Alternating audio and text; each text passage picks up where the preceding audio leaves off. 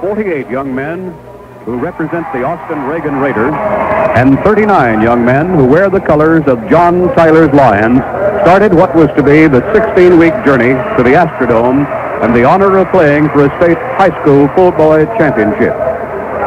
And in just 2.5 hours from now, after 48 minutes of elapsed playing time, one of the two outstanding teams will be crowned state champions of Class 4A. In Tyler today, the weather, we're told by the U.S. Weather Bureau, is cloudy and 45 degrees. And at Memorial Stadium in Austin, the weather is clear and 55 degrees.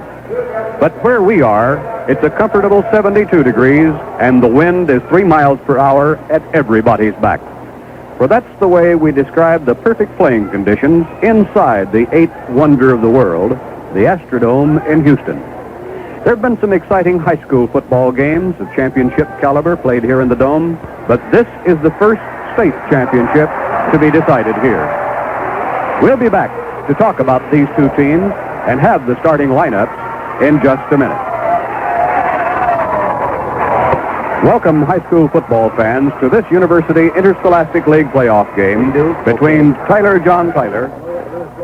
School year is the 64th anniversary of the league, and it is the oldest and largest organization of its type in the world.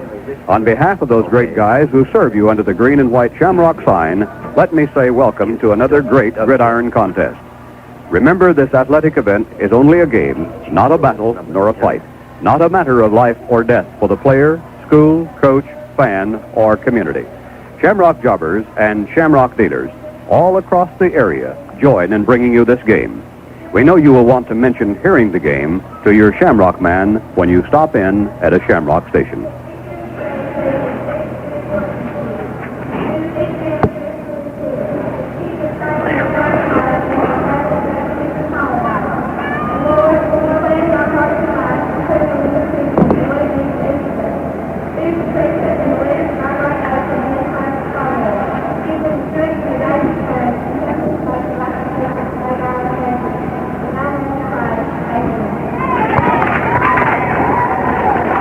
In the background, you have heard Phyllis Pedrick, secretary of the senior class, chaplain of the Student Senate, rendering the pregame prayer.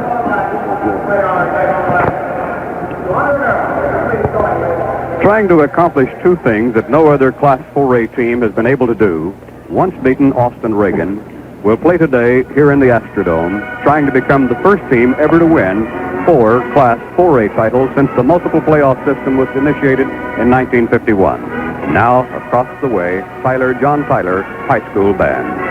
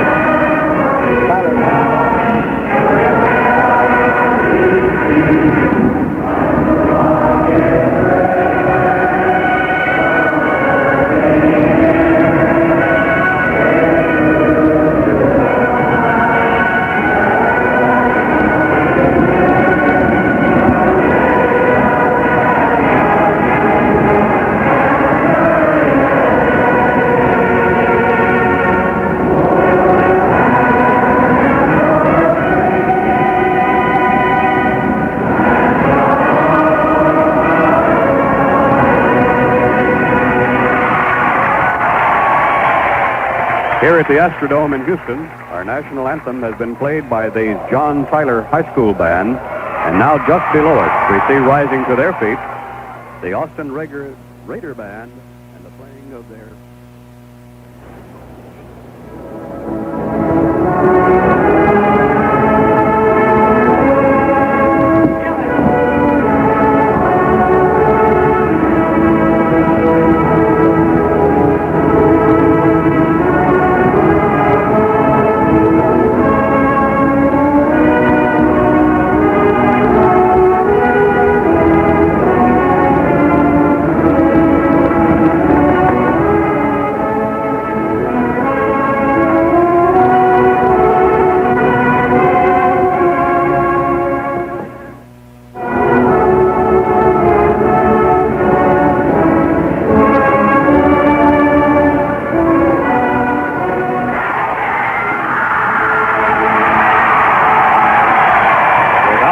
hand and crossed fingers, several thousands of the backers of Austin Reagan High School have just done their alma mater.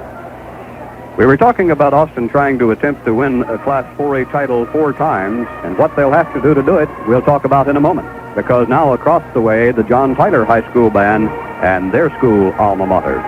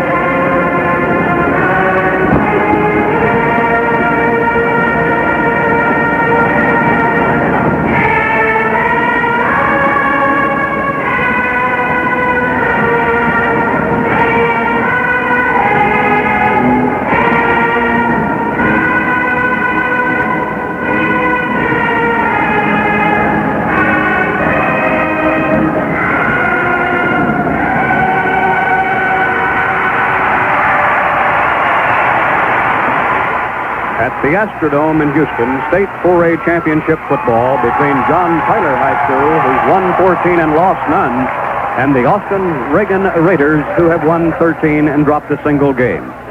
For Austin's Reagan to win today, they would undoubtedly have to try to stop Earl Campbell, which in itself could be a first for anyone. The 6 1 inch, 214-pound tailback is probably the most talked about back in the state this year, and with good reason. A soft-spoken but early youngster, Campbell has bruised defenses from Conroe to Fort Worth and throughout East Texas for 1,872 yards and 26 touchdowns. College scouts, on the other hand, have raved almost as much about Reagan's line defense as they have about the exploits of Campbell. 3 members of that unit are all state candidates: middle guard Lewis Rowlett, linebacker Jay Moore, and safety Landy Miller.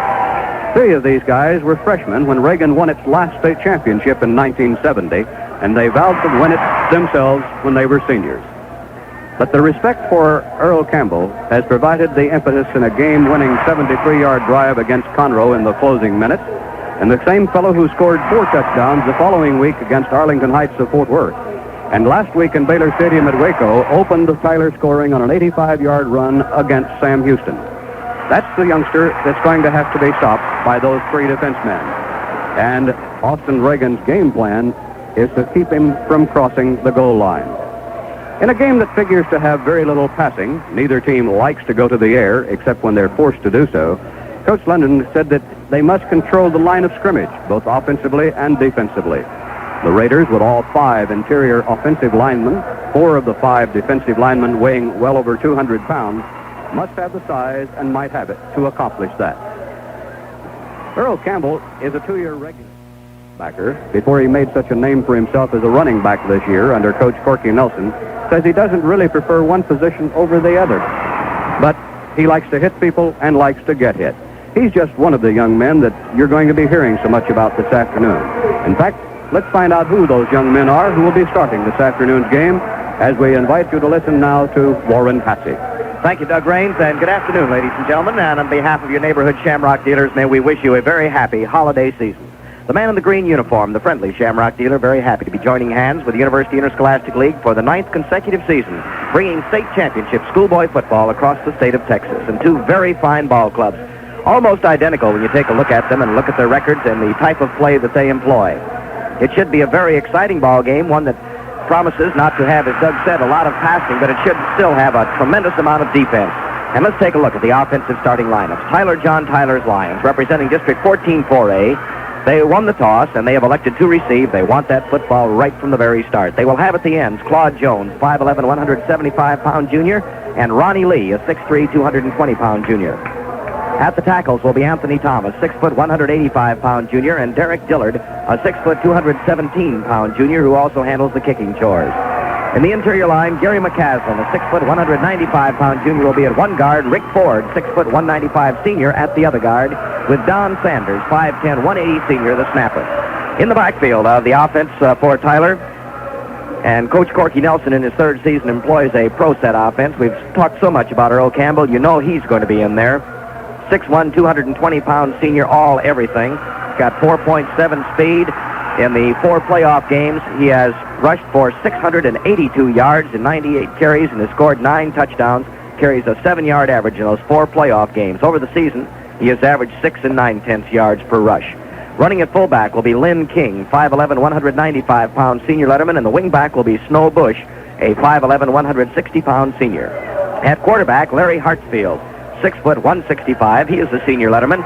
He will carry that ball considerably himself, and as Doug said, he does not throw it. He's only thrown 28 times this season, has completed 11 of those aerials. For the Austin Reagan Raiders, it'll be Ronnie Madison, a 180-pound senior, and Kelly Burnett, a 190-pound junior at the end. Ken Kirk, 225-pound senior letterman, and Bill Frost, a 221-pound senior letterman at the tackle. Steve Freidenfeld, 220-pound senior letterman, and Frank Bertling, a 215-pound senior at the guards, with Albert Gonzalez, a 220-pound junior at center. In the backfield of the wishbone, it'll be Landy Miner, a 170-pound senior letterman, Larry Mitchell, a 190-pound senior, and Ronnie Coffin, a 190-pound junior. The quarterback is Mark Stedman, a 165-pound senior letterman. They do not throw the ball either. 56 passes for Stedman this season. He's completed 28, had 3 picked off, and thrown for 4 touchdowns. He will run with the ball himself. It should be a great ball game, and we'll be ready for the kickoff in just a moment. John Big Son of Bass here for the Sportster. You know everybody's concerned these days about the energy shortage, but I'll guarantee you my sleigh is a non-polluter. That's because it's loaded with sports gifts from the Sportster. Nothing means quite as much for so long as a sports gift, and it's always something you can use year-round close to home. Gifts for the golfer, hunter, fisherman, everybody, plus sports clothes and ski outfits by the gross. So for Christmas, join John Big Son of Bass at the Sportster for the sportiest gifts of all. Another John Tyler booster is Bob Baker at Baker Plastic Sign and Badge Company. Get lapel badges, door and dust nameplates from Baker Plastic Sign Company. Another John Tyler Lion booster is Woody Weaver Pharmacy, headquarters for Hudson Vitamins and Products, 2727 Van Highway, Tyler. The name in East Texas football this year is John Tyler Lions. Congratulations from the name in fencing in East Texas, Barb and Fence Company, 2514 East 5th in Tyler. Permission to broadcast today's high school championship playoff game was granted to the Diamond Shamrock Oil and Gas Company by the University Interscholastic League. No other broadcast, telecast, or rebroadcast of this origination is permitted without written authorization from Diamond Shamrock. At this time, we'll pause 10 seconds for station identification. This is the Shamrock Network for Texas high school football. KTBB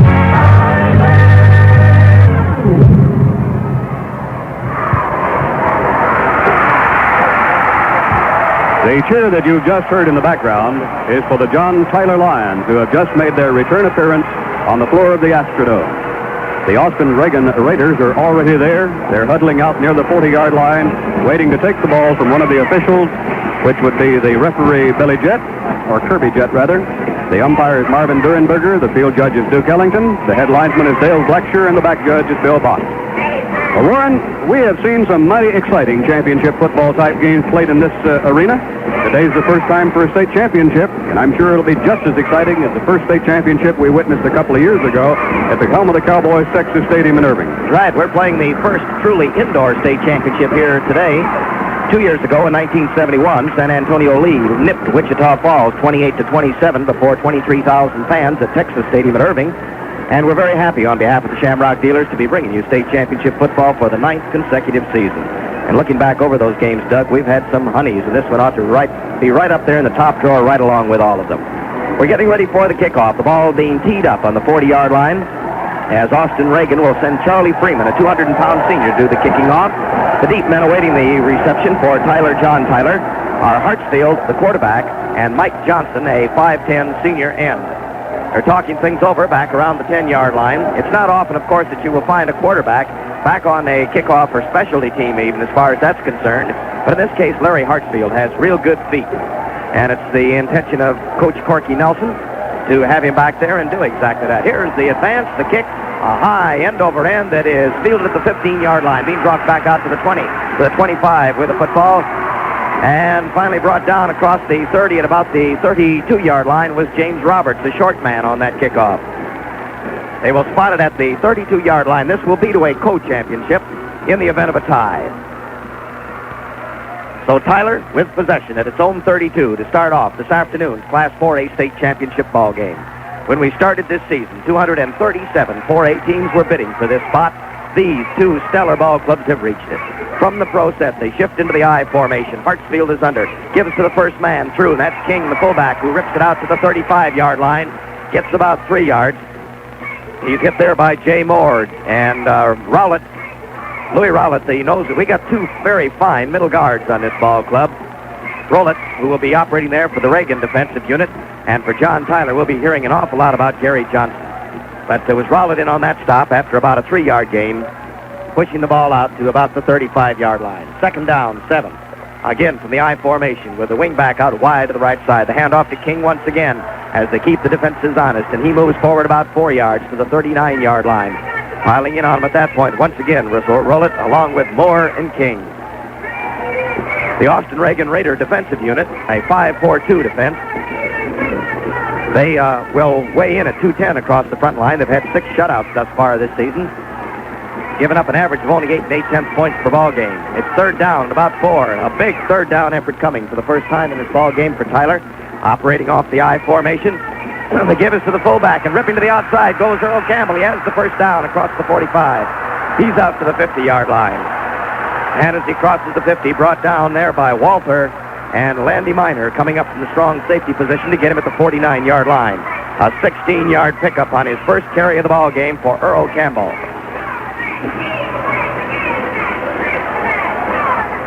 And there was a big third down effort that paid off for Tyler as they go to their big man for the first time. Campbell is also capable of throwing, although they do not like to do that. He's completed 3 out of 4 thus far this season.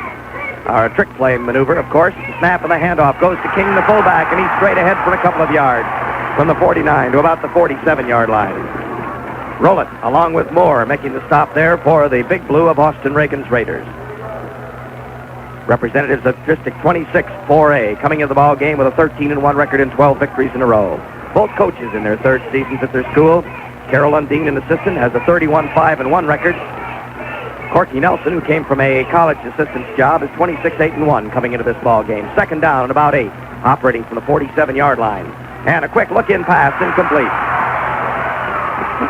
A pass aimed that time at Ronnie Lee. One of the very few times that you will see them throw the ball. Each ball club threw the pass one time last week. Each completed it for a touchdown of 70 yards or more, giving you a little idea of what they do with that football. The ball resting back at the 48-yard line. Statistics are not important in this ball game. The only thing that matters is the score. It could wind up in a tie and a co-championship. Third down and 8. From the pro set, Hartsfield sets his ball club. Reagan almost jumping offside. Quick pitch back to Campbell. Coming to the left side. He's to the 45. He's hit at the 45. Fights across. Backs his way down to the 40. And inside to the 39. He's very close to the first down. What a job by Earl Campbell. He was stopped at the 45-yard line. His back was turned. He just kept running backward downfield. Picked up another 5.5 yards. And they are not going to have to measure. He's going to be about a foot short of what he needed for the first down. And the play coming in from the bench. Trotting in is Snow Bush at a wingback position, bringing the play in. They're going to go for it as Coach Corky Nelson says, let's gamble early. Fourth down, a foot and a half. Quarterback Larry Hartsfield asking for a little bit of quiet, and referee Kirby Jett, a representative of the Houston chapter of the Southwest Football Officials Association, also asks the crowd to hold down the noise just a little bit. Hard to do in here. The people are enjoying themselves. It's fourth down, foot and a half for the first down. A big gamble right now for Tyler.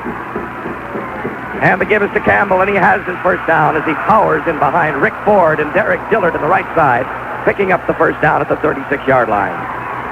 John Clark, Steve Freidenfeld making the tackle at that point. This Tyler Ball Club took the kickoff at its own 32-yard line and has marched it down through a couple of first downs to the 36-yard line in the territory of the Big Blue of Austin Reagan. The Raiders' defensive unit thus far this season has amassed 6 shutouts to its credit, but it's looking at a real grinding ground game right now. The pro set with the wingback wide to the right side, and on the option, the quarterback Hartsfield fakes and keeps trying to turn the right corner, and as he did, his feet go out from under at the 35. He just nosed forward for about a yard. John Clark came up from defensive end, fell on top of it as he reached the 35-yard line. This is the second game on Mod Sod for Tyler's Lions. They also were on it last week in Waco at Baylor Stadium. They say that his knees went down, although his helmet may have reached the 35. His knees were down back at the 36, so actually it winds up as absolutely no gain. Second down and 10 for the Blues. Hartsfield sets him in the process, then shifts him into the I formation, and he gives to Campbell the tailback. He rips to the 30, still fighting, to the 28-yard line and very close to the 27. Tremendous driving power on this 220-pound senior letterman. He's averaged 2 touchdowns a game this season. And also, we have a ball player shaken up down on the playing field that will necessitate a timeout taken by the officials to see how he's going to be. No score in our ball game, and we have 7 minutes and 42 seconds left in the opening quarter. In the interest of conservation, Diamond Shamrock Oil and Gas Company recommends proper car care for better gasoline mileage. Have your car tuned regularly. Cars, on the average, can save 1 mile per gallon from a simple engine tune-up. Regular inspection might also reveal a misfiring spark plug, which can waste up to 2 miles a gallon, a faulty carburetor, which can waste up to 3 miles a gallon, or a clogged air filter, which can waste up to 1 mile per gallon. Keep your tires properly inflated. Underinflated tires can waste up to 1 mile per gallon. We're at the Astrodome. There's 7 minutes and 35 seconds of playing time remaining in this first quarter of the state championship game. There's no score, Warren. And Campbell is the young man who was shaken up, and Terry Beiser, a 185-pounder, replaces him in the backfield. Earl Campbell went to the sideline, being assisted a little bit, but on his feet and walking on over there. He should be back before long. Third down, about 1.5 yards for the first down. They send Beiser in motion, give to the fullback, King. King rips for the first down. Gets across the 25, inside to about the 23-yard line. And Tyler has now converted 2 out of 3 third down efforts.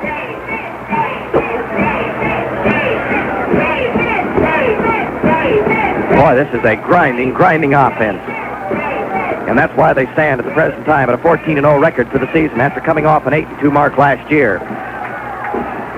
As they line up, they send the wingback Bush wide to the left side. Line up in the pro set, stay in that as Hartfield sets his line. And he on the option keeps hit behind the line and spills back at the 27-yard line. A fine defensive effort by the middle guard, Lewis Rowlett, the 206-pound senior letterman. And one of the captains of the ball club, we might add, and certainly an earned honor in this particular situation. A loss back out to the 27-yard line will bring a second down and 14. Earl Campbell out of the lineup right now for John Tyler's Lions. Being ministered to over on the sideline. He seems to be all right, however, and should be back before long. Second down and 4.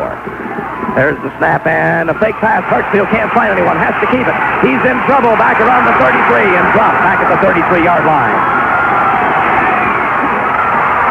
On the pursuit was Jamie Elijah and Johnny Clark of that defensive side along with linebacker Pat Walther.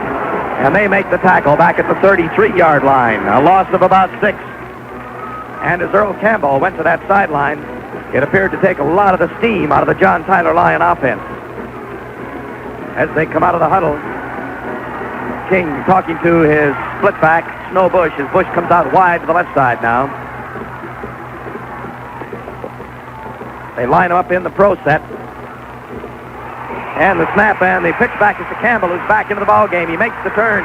He's hit as he gets to around the 32-yard line, trying to come wide to the left side and gets nowhere as Landy Minor coming up from the strong safety, along with Rodney Green, the defensive end, making the stop on him at the 32.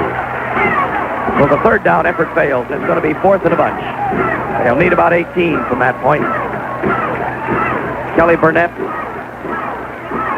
starts, correction, it's Mike Johnson starting off the playing field, then he's waved back to stay in there. Quarterback Larry Hartsfield took the opportunity to dash over to the bench while Campbell was running to the left side, and now we will have the big fourth down play. It would appear to be a passing situation, but this may be where they reach into the bag of tricks.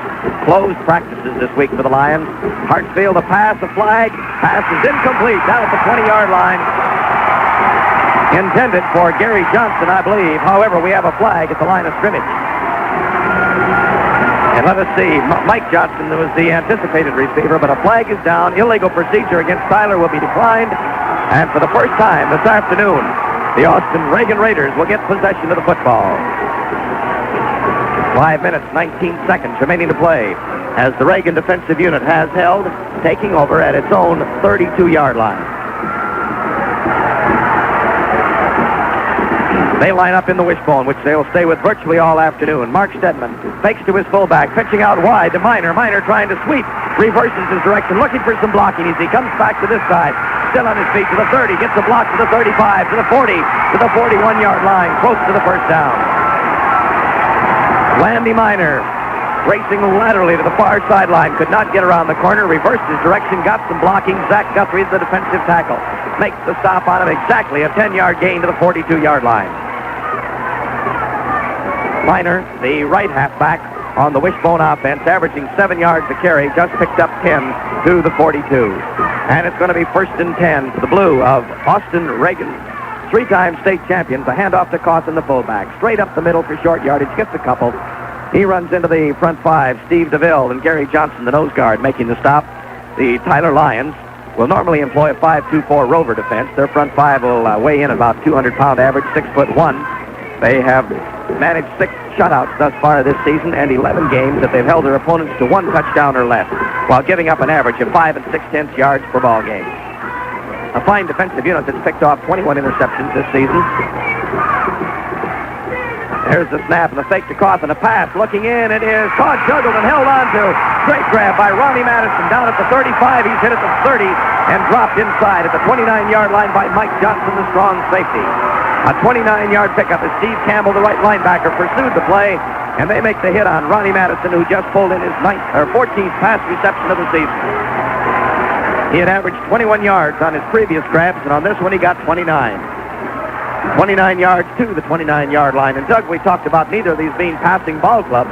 They have surprised us so far. The give to Cawthon, the fullback, to the 25 and the 20, sliding to the 15, to the 10, and he's hit and drowned inside the 9. Mike Kayer, the safety, is the last man that got to the big fullback, Ronnie Cawthon.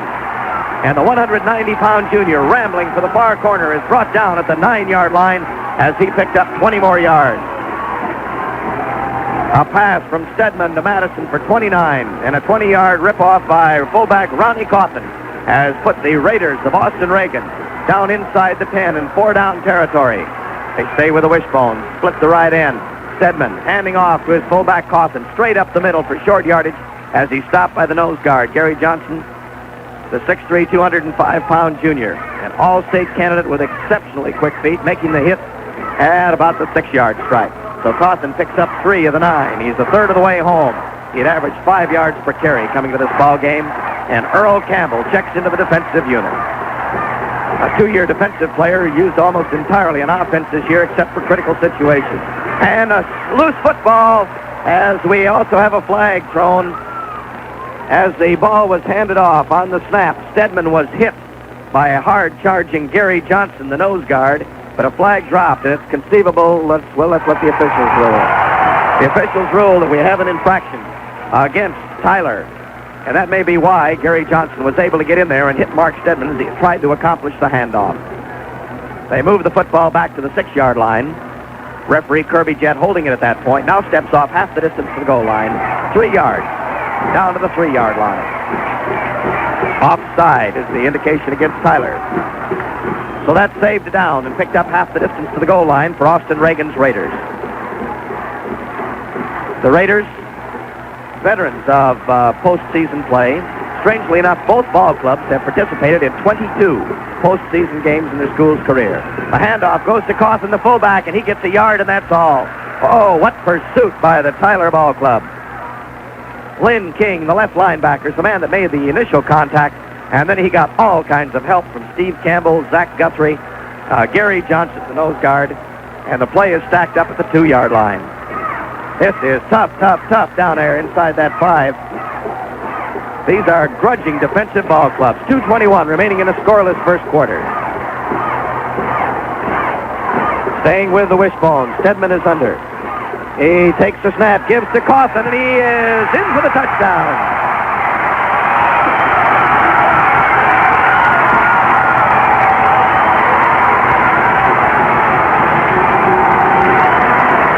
Fullback Ronnie Cawthon plunges in for the 6th touchdown of the season for this young 190-pound junior. And it puts Austin Reagan in front and accomplishes a 68-yard touchdown drive. To put them on the scoreboard as we get ready for the extra point, Wayne Ponder will kick it.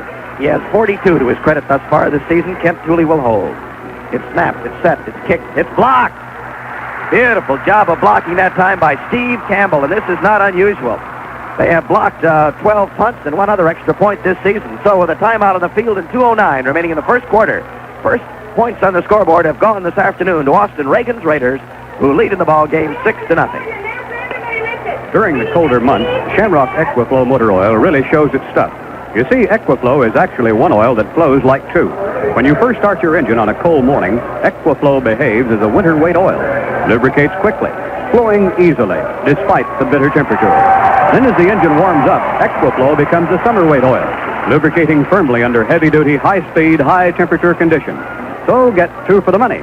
Get Shamrock Equiflow motor oil, one oil that flows like two, at your Shamrock station.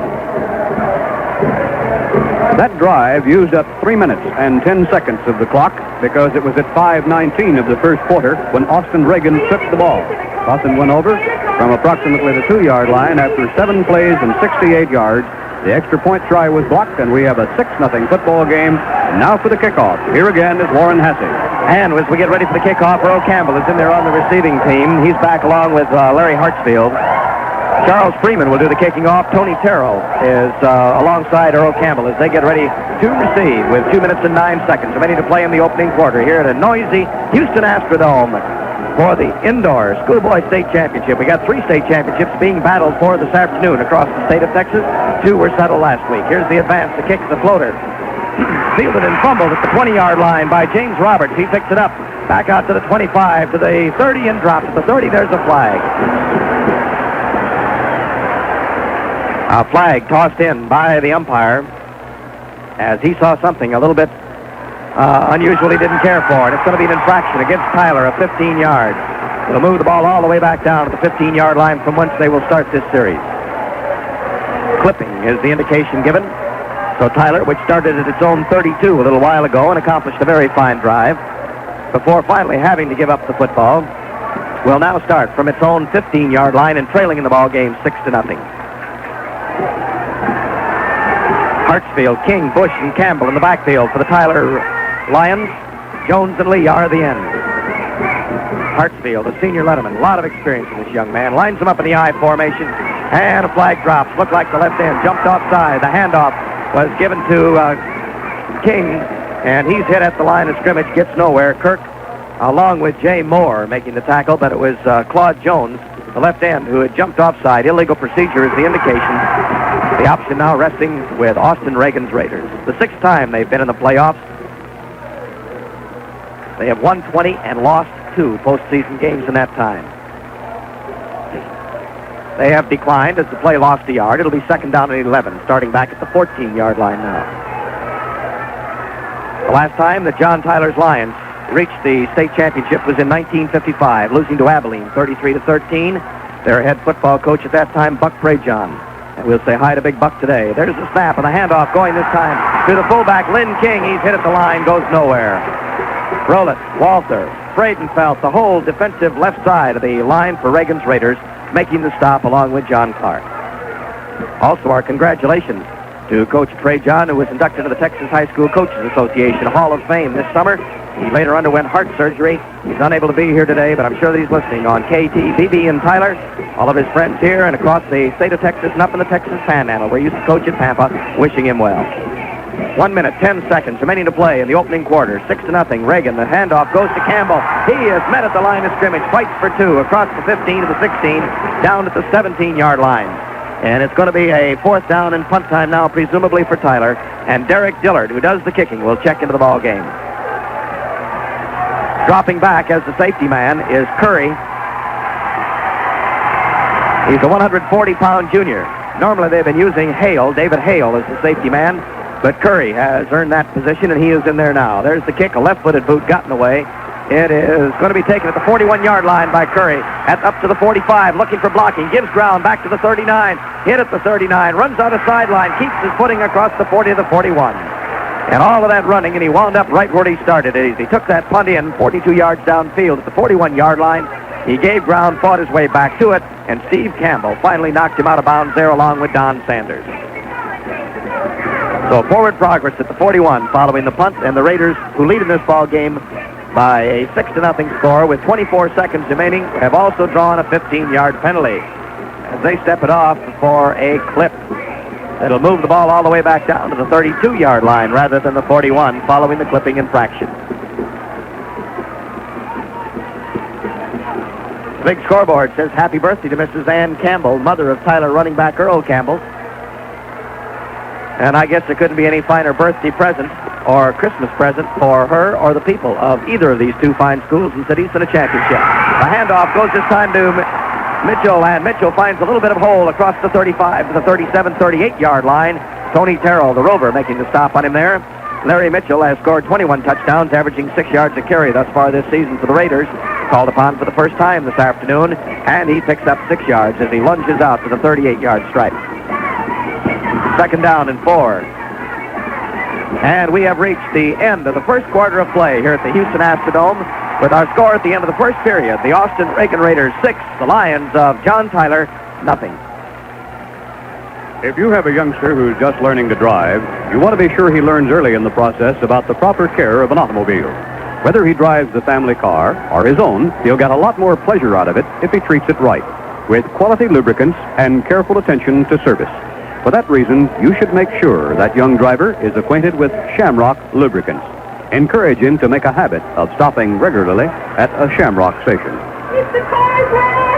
With the excitement of indoor championship football, we're at the Astrodome in Houston. We're getting ready to go to play in the second quarter with the score standing 6-0, Austin Reagan out in front. They had a 7-play, 68-yard drive that elapsed 3 minutes and 10 seconds of playing time. Their extra point attempt was blocked, and that's the way the score stands as we begin the second quarter of play, 6-0 with Austin Reagan out in front. And a fine crowd and a great halftime show scheduled too by these fine bands in commemoration of the holiday season. In the wishbone, Stedman is under, and he fakes to the first man through, gives to the second, Larry Mitchell, and Mitchell is hit at the line of scrimmage. Momentum gets him a short yard. Cleveland Broughton making the tackle at that point. In fact, they give him nothing as they respot it at the 38-yard line. It's going to be 3rd down and 4 still for Austin. The Raiders have looked at 3rd down only one previous time thus far this afternoon, and that was on the touchdown score from 3 yards out. Ronnie Coffin carrying it in from that point. 3rd and 4 on the wishbone. Stedman gives to Mitchell. Big hole across the 40, the 45, and out to the 48-yard line before Terrell makes the hit on him. The Rover man having to stop the play, a 5'9", 165-pound junior. That is first down number 4 in this afternoon's ball game for the Raiders. As they shuttle Lawrence Curry in at end, he and Ronnie Madison will exchange play calling from the sideline. The ball resting at the 48-yard line following a 10-yard pickup by Larry Mitchell. He had rushed for 1,315 yards this season from 232 carries. There was a handoff this time going to the fullback, Ronnie Coffin, and Stedman just got that ball to Coffin, who ripped it across the 50 and on down to the 47-yard line, threading his way through tacklers before Terrell, along with Tim Campbell, able to make the stop on him there. Steve and Tim Campbell, twin brothers, playing at the defensive end and right linebacker positions, and their older brother, of course, is Earl Campbell, a senior. The other two youngsters are juniors. And occasionally you'll find all three in the defensive unit. 2nd down and about 5. Running from the 47-yard line. A pitch out. Trying to get wide is Landy Minor. He's out of running room at the 45-yard line and punted out of bounds at that point by Mike Caird, the safety man. A gain of a couple of yards, moving the ball down to the 45, and it'll bring up a 3rd down situation for the Raiders once again. The ball resting squarely on the 45, 18 in from the near sideline, right in front of the Raider bench and the Raider fans who are on the near side of the field.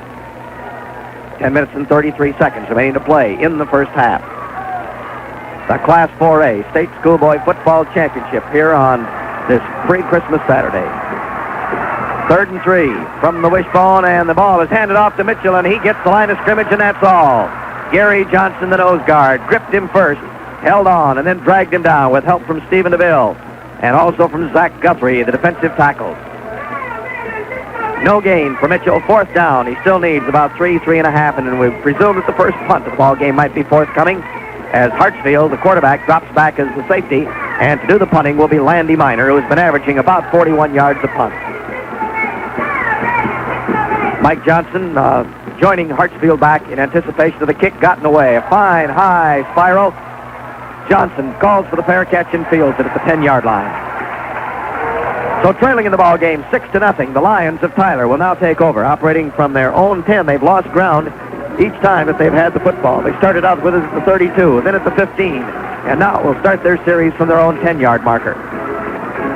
6-0. The Raiders leading by virtue of a touchdown on their first possession of the afternoon, driving 68 yards into pay dirt with Ronnie Coffin going over from a couple of yards out to make it a 6-0 ball game. Out of the huddle they come. John Tyler's Lions trying to get something moving.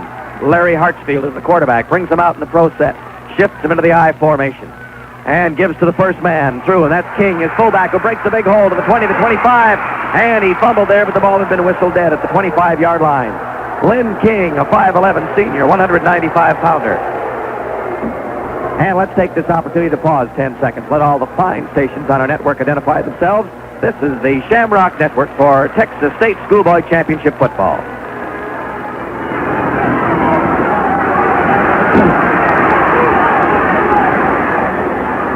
As we return to play here at the Astrodome, it's first down and 10 from the 25-yard line for the Big Blue of Tyler. The handoff straight ahead to Earl Campbell.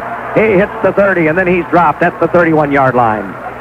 He runs with tremendous speed, acceleration, got some good blocking from Rick Ford and Derek Dillard and Don Sanders in that forward wall.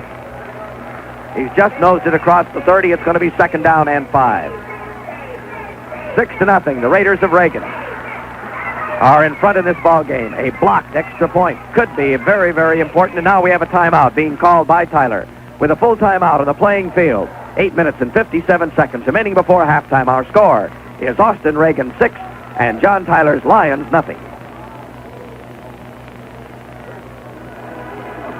Motor oil really shows its stuff. You see, Equiflow is actually one oil that flows like two. When you first start your engine on a cold morning, Equiflow behaves as a winter weight oil, lubricating quickly, flowing easily despite the bitter temperature. Then as the engine warms up, Equiflow becomes a summer weight oil, lubricating firmly under heavy-duty, high-speed, high-temperature conditions. So get two for the money. Get Shamrock Equiflow Motor Oil.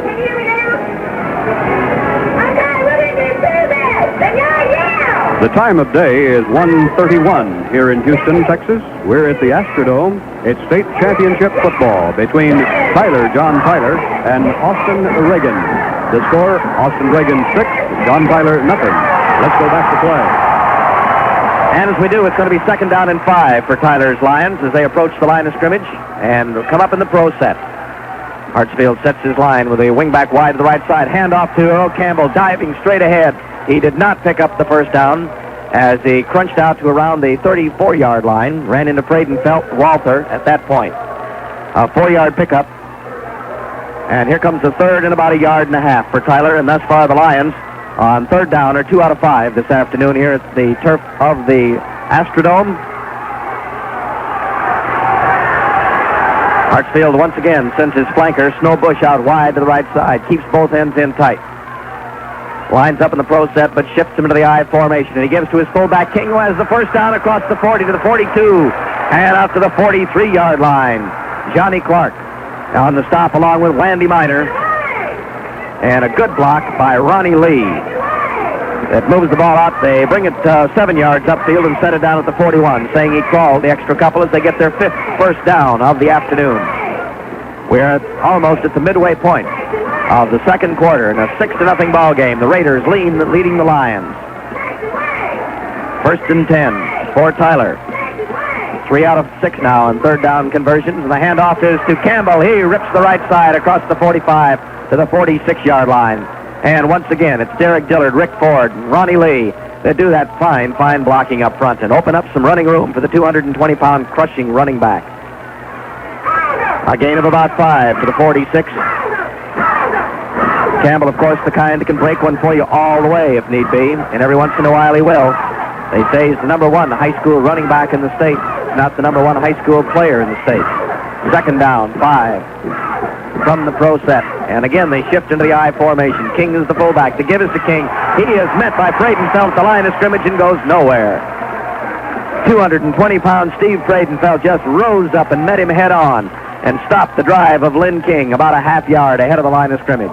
It's going to be third down, 4.5 for Tyler. Trying to keep something moving. And out of the huddle they come with Bush again, coming to the right side.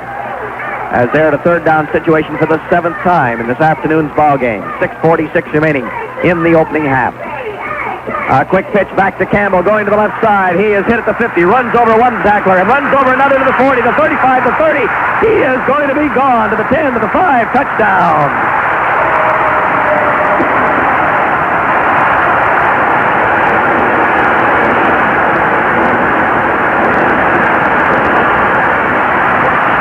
Well, if you ever saw a bulldozer just pushing over trees, that's what Earl Campbell did right there.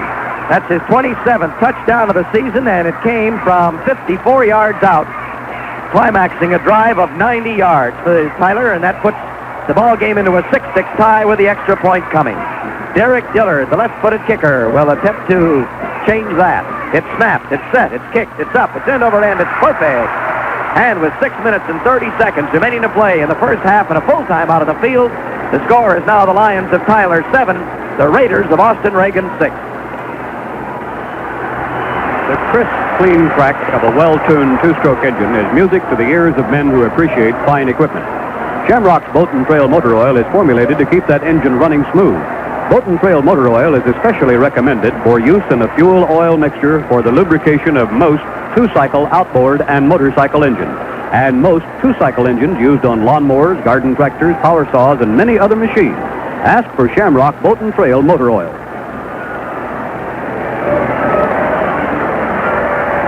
That's the kind of excitement that people who have been watching Earl Campbell all season long are likely to see. A 54-yard touchdown march by that young man, breaking several tackles on the way. The extra point by Dillard good, and the score has suddenly become 7 for Tyler's John Tyler High School and 6 for Austin Reagan.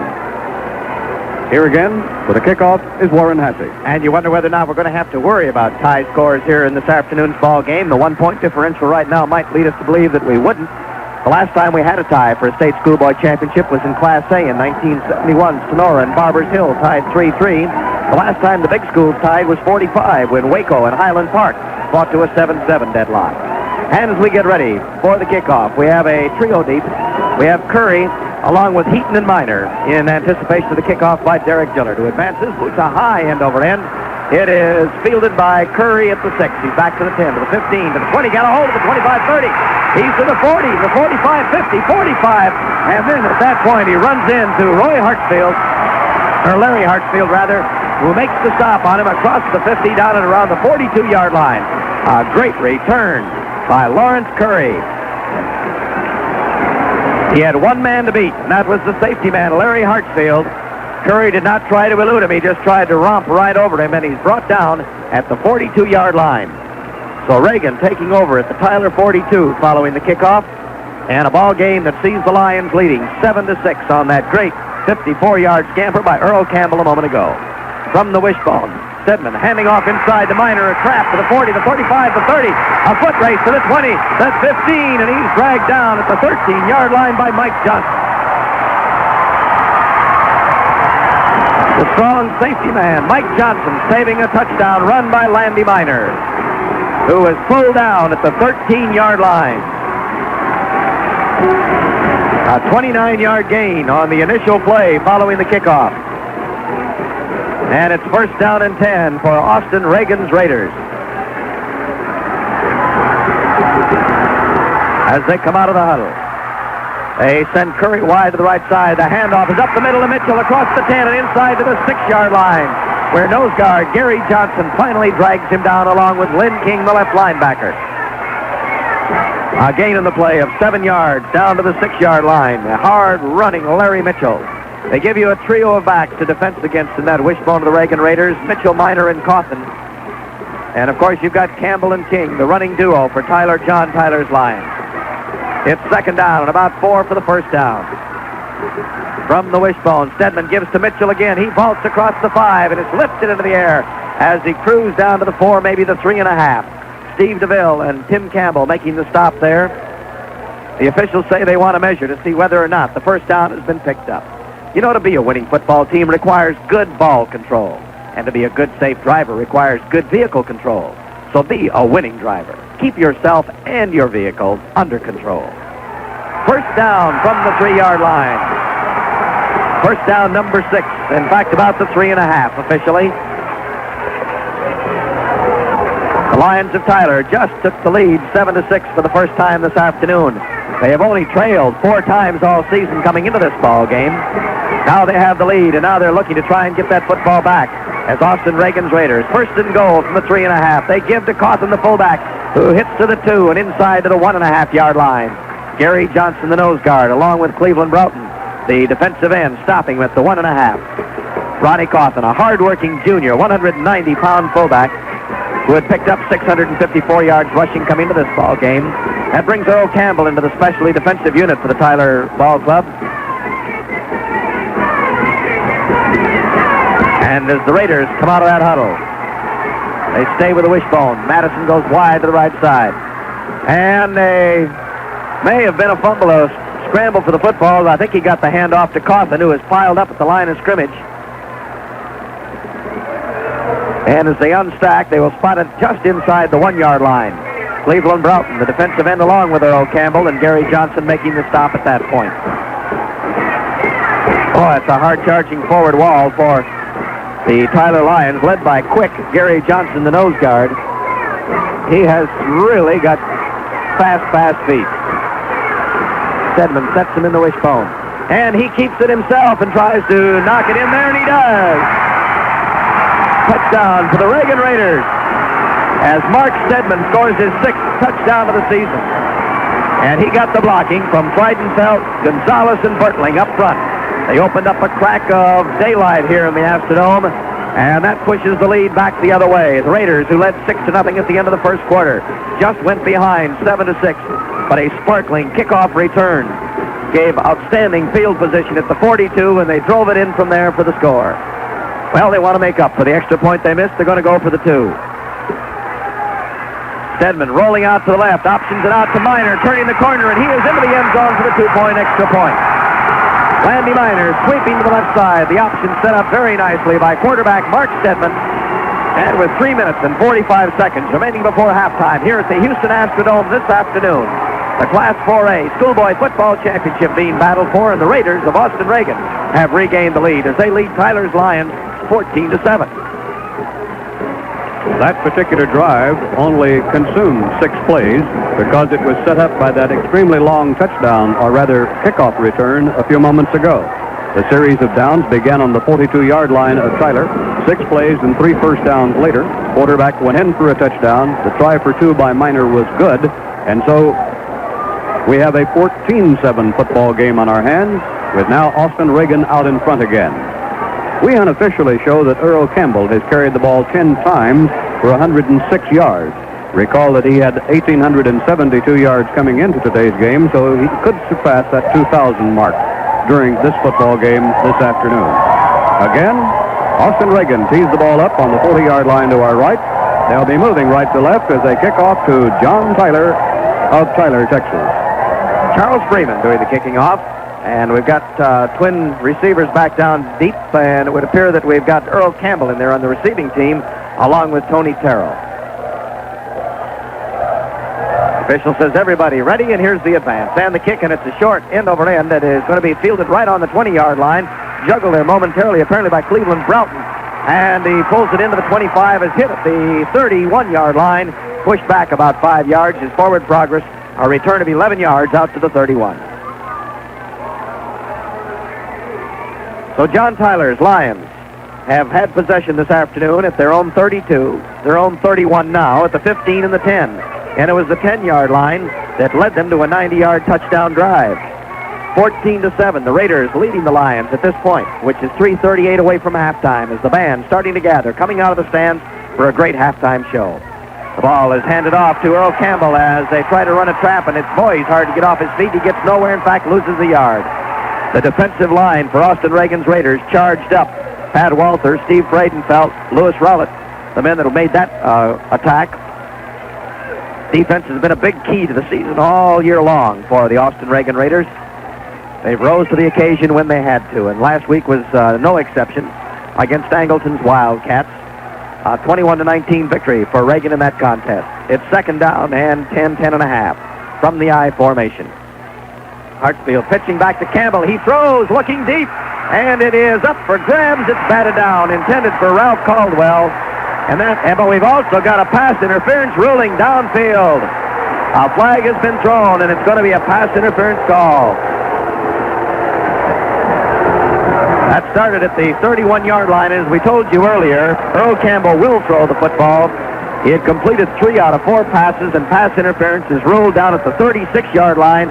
A 33-yard gainer on the situation.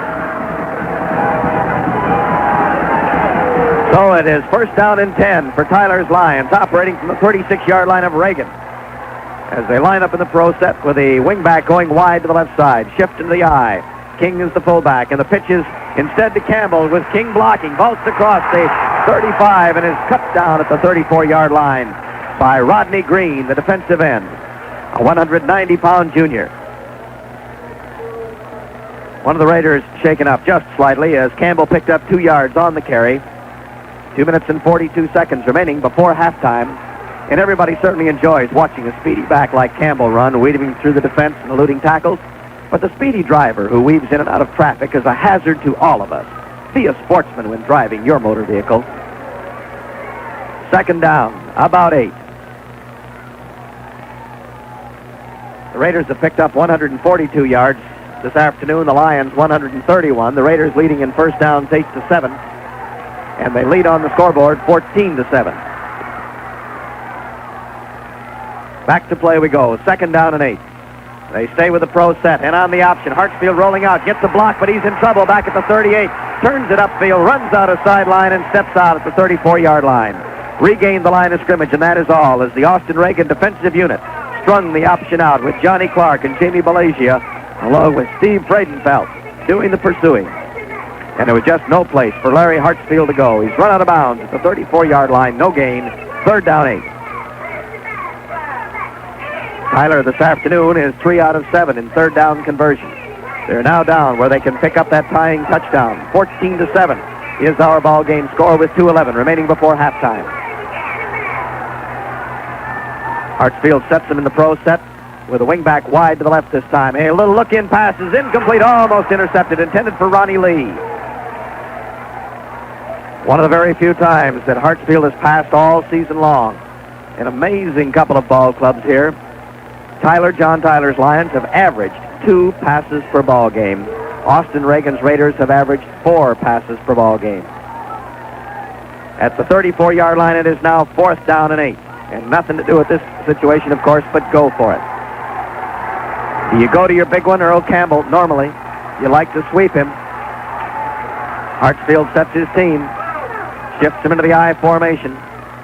And there's the pitch to Campbell. They say it's him or nobody. He's hit at the 40, eludes the tackle there, looking for some running room, fights back to the 35, and that's all. Stopped at the 35 to 36-yard line, as once again the defensive unit for Reagan's Raiders spread the option out. Ken Kirk and Rodney Green, along with Jay Moore and Ted Heaton, the men who get credit for the great big defensive play that time, and Earl Campbell stopping him at the 35-yard line for actually a loss of a yard. 1 minute, 58 seconds away from halftime. The Raiders taking possession for only the 4th time in this ball game. Each team will now have had 4 possessions in the contest. A option running it is Stedman. Pitches out to Minor, sweeping to the left side. Hit at the 40 and out of bounds. Shoved out of bounds at the 43-yard line, right into his teammates on the sideline. Picking up 8 yards as the Campbell twins, Tim and Steve, punch him out of bounds at the 43. 1 minute, 52 seconds remaining in the first half. A 14-7 ball game. The Raiders of Reagan leading the Lions of John Tyler High School.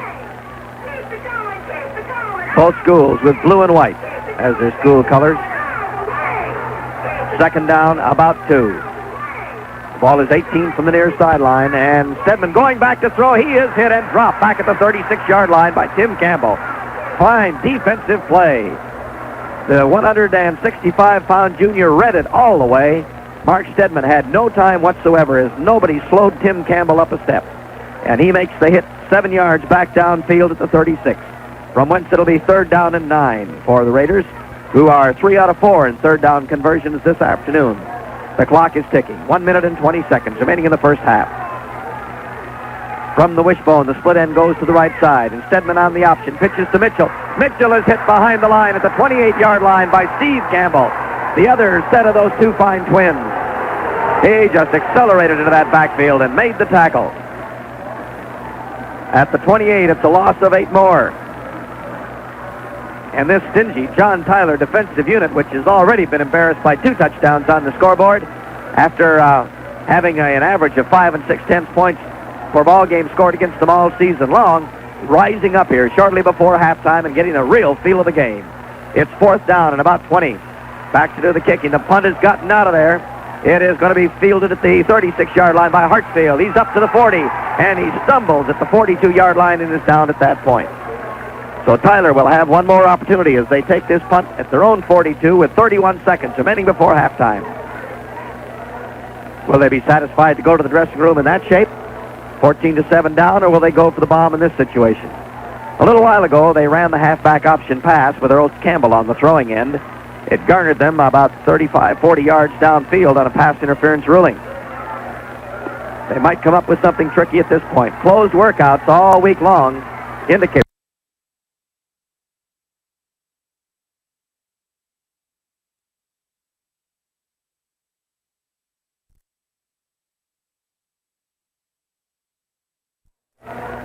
Will they be satisfied to go to the dressing room in that shape? 14-7 down, or will they go for the bomb in this situation? A little while ago, they ran the halfback option pass with Earl Campbell on the throwing end. It garnered them about 35, 40 yards downfield on a pass interference ruling. They might come up with something tricky at this point. Closed workouts all week long indicate, of course, that Coach Corky Nelson may have devised something. They line up in the pro set, shift into the eye. Campbell is the tailback, King the fullback. They pitch to Campbell, just running his same old power sweep to the left that he scored the touchdown on. He's hit at the 45 and knocked out of bounds at the 46. That stops the clock with 24 seconds remaining. And now they're lining up. Wait a minute. They line up. What are they going to do? They've got their ball club all lined up on the far sideline, and the only thing they have is the center over the ball. He pitches it out sideways, and it is fumbled and recovered. A fumble by the Tyler Lions, recovered by Lewis Rowlett. Well, they had 10 of their ball players set up right on the sideline. Only the center was over the football 18 yards in. This is a play they've been working on. We had been forewarned of it. We had not seen the alignment, but the officials had also been forewarned, so they would not call any illegal procedure. The only problem being that the Lions fumbled the football, and Rowlett recovered for his 3rd recovery of the season. 21 seconds remaining as the ball is taken over at the 44-yard line of Tyler by Reagan's Raiders. They line up in the wishbone, and Stedman handing off to Miner straight up the middle. Gets nowhere. Stopped at the 44-yard line by nose guard Gary Johnson. Well, let's see. That's our first turnover of the ball game committed by Tyler. Reagan last week had 4 turnovers, and they also got the benefit of a couple as 2 of their 3 touchdowns last week against Angleton came on fumble recoveries. 7 seconds remaining in a timeout being called by Austin Reagan as they want to talk things over with Coach Carol Lundeen. Warren, we have unofficially 14 carries by Earl Campbell of Tyler now for 110 yards, so that would give him 1982.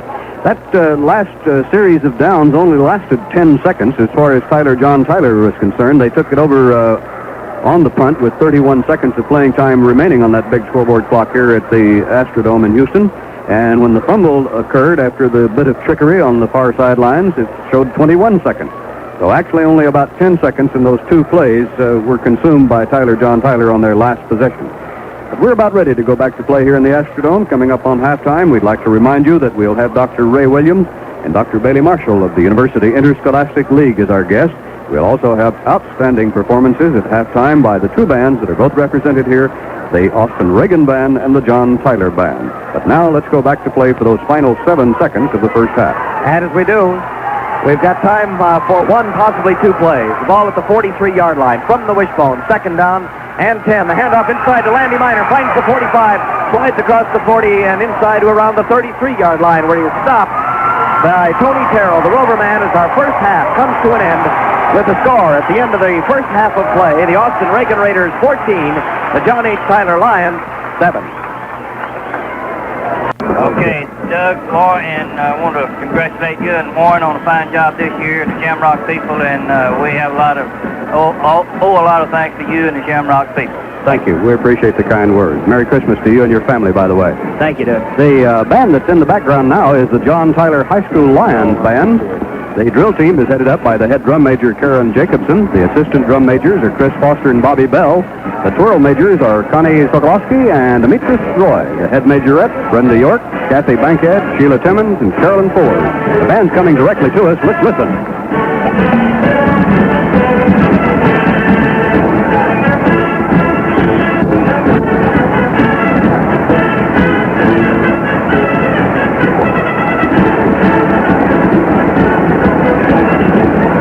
We'll be back with more halftime activity after this word. The Astrodome here in Houston with the Austin Reagan Raiders leading the John Tyler Lions by the score of 14-7. The band director for John Tyler High School is James Williams. The drum major is Kim Buster. The majorettes are Jana Polly, Laquita Freeman, Lana Lee, Renee Smith, Chansley Walding, Phyllis Randall, Corinthia Ann Price, and Cheryl Jackson.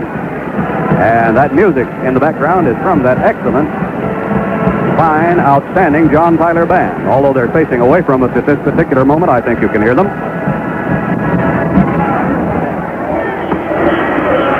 And as it always happens, the radio announcers, just as you mentioned listening to the band, they decide to stop and take up a new line of attack. This time the music is that of the Christmas season, as we see young ladies from far across the field decked in Christmas-type boxes with the presents under their Christmas tree come out, and as I say, they're facing away from us, but we'll try to listen in.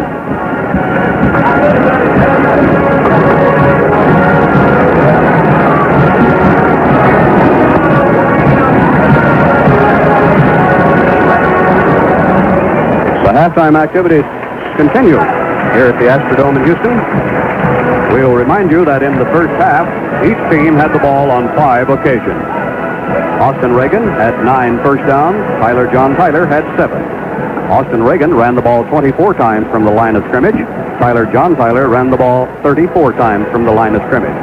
The leading ground gainer, according to my statistical information and more that's just been handed me, is Campbell, of course, with 16 carries and 105 yards.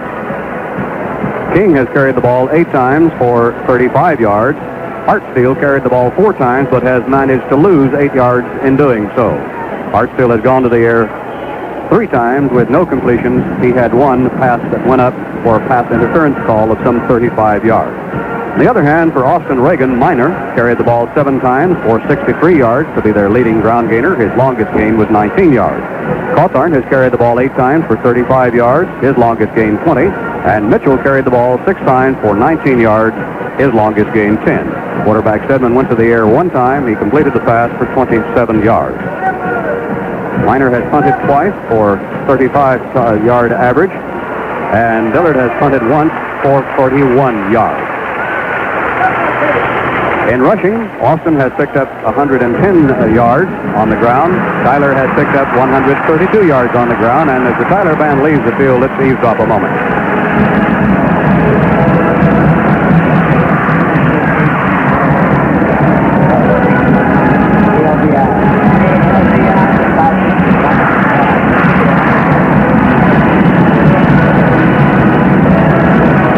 Just comparing notes a moment ago with Warren Hassey, who tells me that according to our unofficial statistics that are being kept here in the booth, that 18 yards is all is needed by Campbell to break the 2,000 mark.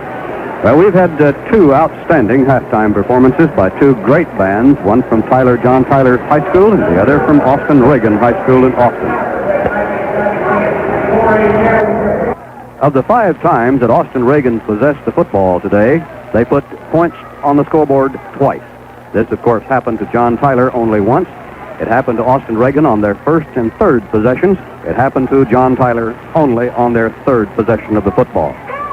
Warren, I think we broadcast a game one time several years ago when one of the officials had to go back into the dressing room and get the team to come out. So perhaps that might be the occasion here in a moment or two if the John Tyler Lions don't put in an appearance pretty soon the referee Kirby Jett might elect to send one of his officials after them.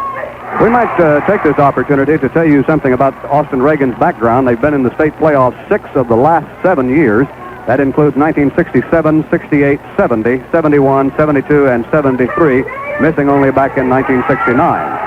Austin Reagan won the Conference 4A state championship. In 1967, they beat Abilene Cooper by the score of 20-19. In 1968, Austin Reagan was 17, Odessa Permian 11. And then in 1970, they again met Odessa Permian and defeated them by the score of 21-14. And Doug, I was just thinking about that ball game that you mentioned in 1967 when they defeated Cooper 20-19. One of the most exciting championship games you'd ever want to see at TCU Stadium, and snow and ice that day. And Johnny Kleinert ran the opening kickoff back 97 yards. Don Ely and Kleinert scored later again for the eventual champions. And Cooper had the ball on the 1-yard line when that ball game ended, and Jack Mildren attempted a quarterback sneak from there and didn't quite make it. So the opening play of the ball game saw a touchdown, and the last one very well could have. Well, that roar that you hear in the background now is for the John Tyler team, which has come onto the field to play. And a little bit about them. They have been in the state playoffs 12 times, including 1973, but this is the first time since 1959. They were in the playoffs in 1930, 31, 33, 35, 1938, 39, 1941, 46, 55, 1956, 1959, and now 1973. Tyler won a state championship back in 1930, defeating Amarillo Sandy 25-13. Then they made it to the 4A finals in 55 before losing to Abilene 33-13. Warren? Incidentally, that 1930 ball game was the first time that a team from East Texas had ever been in the finals, and certainly a big one. They had to come back from a 13-6 halftime deficit in what was then the 11th year of the University Interscholastic League. And since that time, we've had many championships fought for. In fact, through the action of last week, 128 titles in football. 57 of them have gone to teams from the North Texas area, 63 from the South, and there have been 8 ties. We have quite a conference that's going across the way between the coach of John Tyler, and the referee Kirby Jett. Now, whether or not Kirby is lecturing to him a little bit for being late coming back onto the field, we'll have to wait and see. He certainly is, Doug. They've already assessed him a 15-yard penalty, it appears at least, for a late return, and that is a unfortunate situation for Coach Corky Nelson and the Tyler Lions. Only by talking to the officials can we even attempt to judge what might have taken place. Whether or not there was just an open period where they said, well, look, we got both bands with great halftime shows. We'll let you know 3 minutes before so you can get out here. It could be, of course, that the Lions got lost down there trying to come from the dressing room, which is not difficult to do, Douglas, as you and I both know. That's true. Do you know that 2 candidates for the 1974 House Speaker's race are carrying the marker chain today out in Abilene, Texas? Vega and Troop are battling in a Class A football playoff out there. And on the Abilene sideline is the Representative Billy Clayton of Spring Lake and Representative Fred Head of Troop. The Spring Lake Democrat Clayton says he accepted a challenge by the Troop Democrat Head to tote the marker chain. And Clayton says his team, Vega, will win the ball game and the Speaker's race in January. So it's unusual. I think it's the first time probably in the history of the playoffs that we've had 2 people running for the House Speaker's race carrying the chain on the sideline of the football game. We've got our excitement here, and we're just about ready for the kickoff. After accepting the 15-yard penalty, John Tyler has elected to use up a little bit more elapsed time, and now finally for the kickoff of the second half, here again is Warren Hassey. Thank you, Doug Raines, and Derek Dillard will do the kicking off as he is teed up at the 25-yard line, giving up that 15 yards for a late return to the football field. The advance and the kick. Short. It is going to be fielded at the 43-yard line. Out to the 50, there's 45 to the 40, breaking down to the 35-yard line with that football goes Ronnie Madison, who is the short man, and Mark Kemp made the game-saving, or at least the touchdown-saving tackle at that point at the 36-yard line. And what a break for Austin Reagan as they have possession for the 6th time in this ball game, following the short kickoff, and a very, very fine return by Ronnie Madison will start from the 36-yard line of Tyler.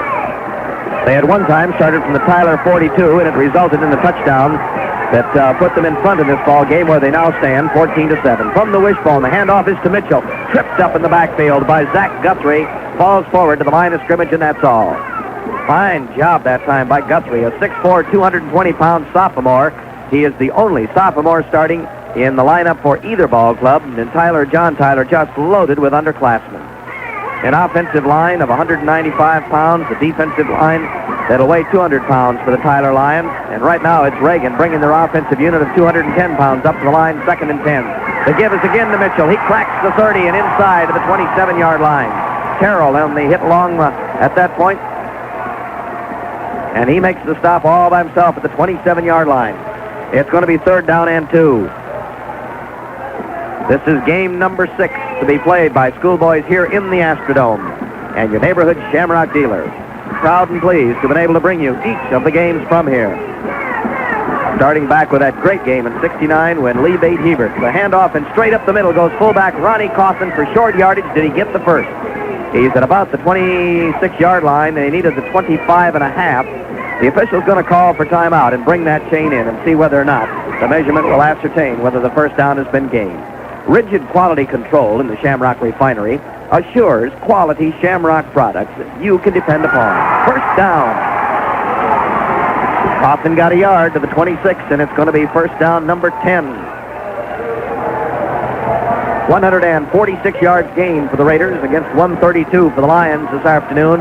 The only statistic that is important, of course, is 14-7. The Raiders leading the Lions right now. The wishbone attack returns to the 26-yard line. Stedman on the option, keeps it. He is hit as he crosses the 25 and drops the 22-yard line by Tim Campbell, a defensive end who filled a gap that looked like it was wide open, and I'm sure that quarterback Mark Stedman wondered where he came from. Tim Campbell, one of the twin brother linebackers. The other is Steve. They're both 5'11". They're both between 100 and 165. And best of all, as far as Coach Corky Nelson is concerned, they're both juniors. A gain of 4 for Stedman on the option right.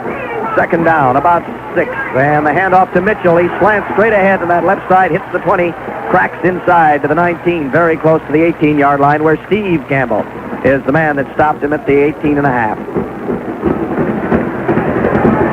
Third down, 3.5 for the first down. And a defensive change. Earl Campbell comes back into the defensive unit, replacing Lynn King at the linebacker slot. 3rd and 3, 9 minutes, 28 seconds, many to play in the third quarter. And there's just nothing as exciting as schoolboy football. These kids just give you everything. They're out there playing for the fun of it, and what a job they do. Third down, about 3. On the option, Stedman pitching, and he gives to Miner. Miner turning the corner as the first down as he's knocked out of bounds just shy of the 15-yard line by Earl Campbell, along with Cleveland Broughton, the defensive end. As they bring the ball in from the far side, they will spot it at the 16 and a half, and that is the first down. Picking up, no it is not, it's short a yard to the first down. It's going to be 4th and 1 as they bring it in and put it down at the 16 and a half, officially the 17.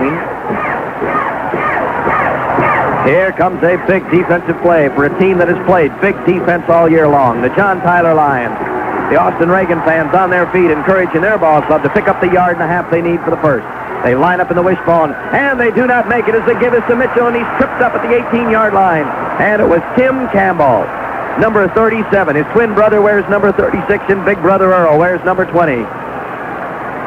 And in that case, they had both Steve and Tim, as we might say, the Campbells were coming on that one.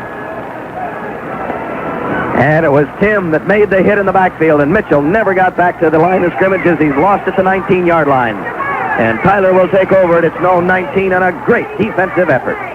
First down and 10. Hartsfield on the snap, gives to his fullback, and it's Earl Campbell carrying straight up across the 20 to about the 21, maybe the 22.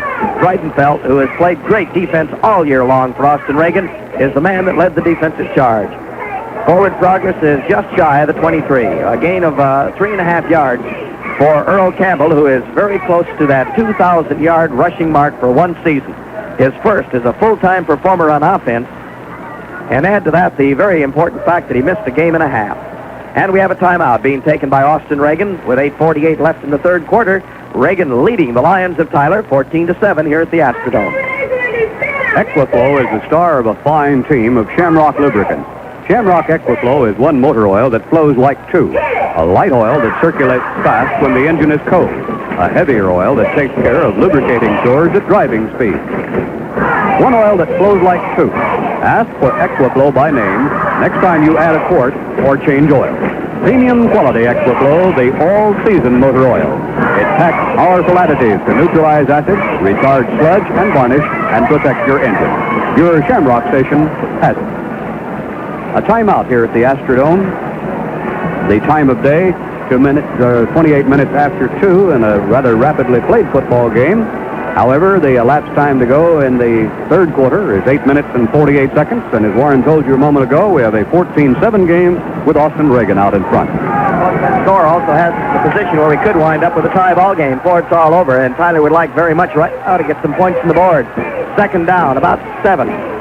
Hartsfield under, throw set offense, and on the snap, he moves it across the 25, the 30, and the 35, and he's dropped at the 37-yard line. A great call by the quarterback, Larry Hartsfield, and Jamie Bellagio, the left corner, is the man that finally got the dancing feet of Larry Hartsfield downed with the 8th first down of the afternoon for the Tyler Lions as they pick up the big first down and move the football out to the 37-yard line, a gain of about 15 yards. Larry Hartsfield, who likes to run with that football, has 5 touchdowns this season, averaging 3.5 yards a carry, and no bigger effort than right there all season long. 1st and 10 from the 37. Hartsfield gives to King, his fullback, straight up the middle across the 40, 41, 42-yard line. Tackled by Jay Moore, along with Lewis Rowlett, that middle guard, who is in on so much action. In fact, the 43, as they finally unpile him and spot it 6 yards downfield. The Austin Reagan Raiders, with 3 state championships to their credit. They have been here consistently. They've done it with a crushing ground game, the very same thing that John Tyler's Lions have attained this position with here today. Second down and about 4.5. The handoff is given to King, and King straight ahead as he slants in behind Thomas and McCaslin to the 45 to about the 46-yard line. Warren, we've better pause 10 seconds for station identification. This is the Shamrock Network for Texas high school football.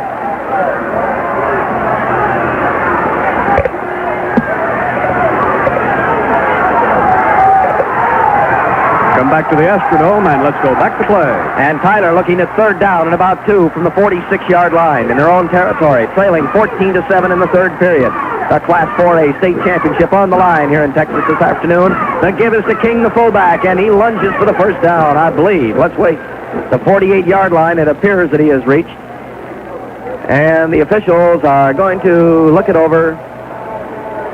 Referee Kirby Jett clears the area and says, let's bring the chain gang in. Be sure with Equiflow, Shamrock's premium heavy-duty motor oil for all seasons. First down as a cheer goes up from across the way, indicating the joy of the John Tyler Lion fans. As the first down is gained. 4 out of 9 third down conversions for Tyler this afternoon. A ball possession type of ball club going both ways. Each has had possession of the football 6 times this afternoon. This drive began at the Tyler 19, following a great defensive effort. Is moved to the Tyler 47. 1st and 10 from that point. Hartsfield off the eye, gives to Campbell, straight ahead to midfield, and that's all. Turned down there by Bill Frost, one of the captains of the ball club, and a fine performer 2 ways if need be, an outstanding offensive tackle, and he made the defensive stop at the 50-yard line. Second down and about 6. 6:19 remaining in the third period. 999 football teams started this season in all classifications. We're down to the final 2 in 3 different classes today. Second down, the handoff to Campbell, rips up the middle and vaults to the 45-yard line, and does he ramble? Oh, he just explodes, running over backs, helmets, anything he can put a foot in the middle of, drives to the 45-yard line, picking up 5 very tough yards. And Doug, that's got him right at that 2,000-yard mark, if not over. According to our figures, he's 3 yards short of it. Third down and 3. As Tyler comes up to the ball. The 10th time they've looked at a third down situation this afternoon here at the Dome. They stay in the pro set. Hartsfield, and he gives off to King, and King has the first down at the 45-yard line. They're eating it up at 5 yards a crack right now. First down, number 10. From the 45 down to the 40.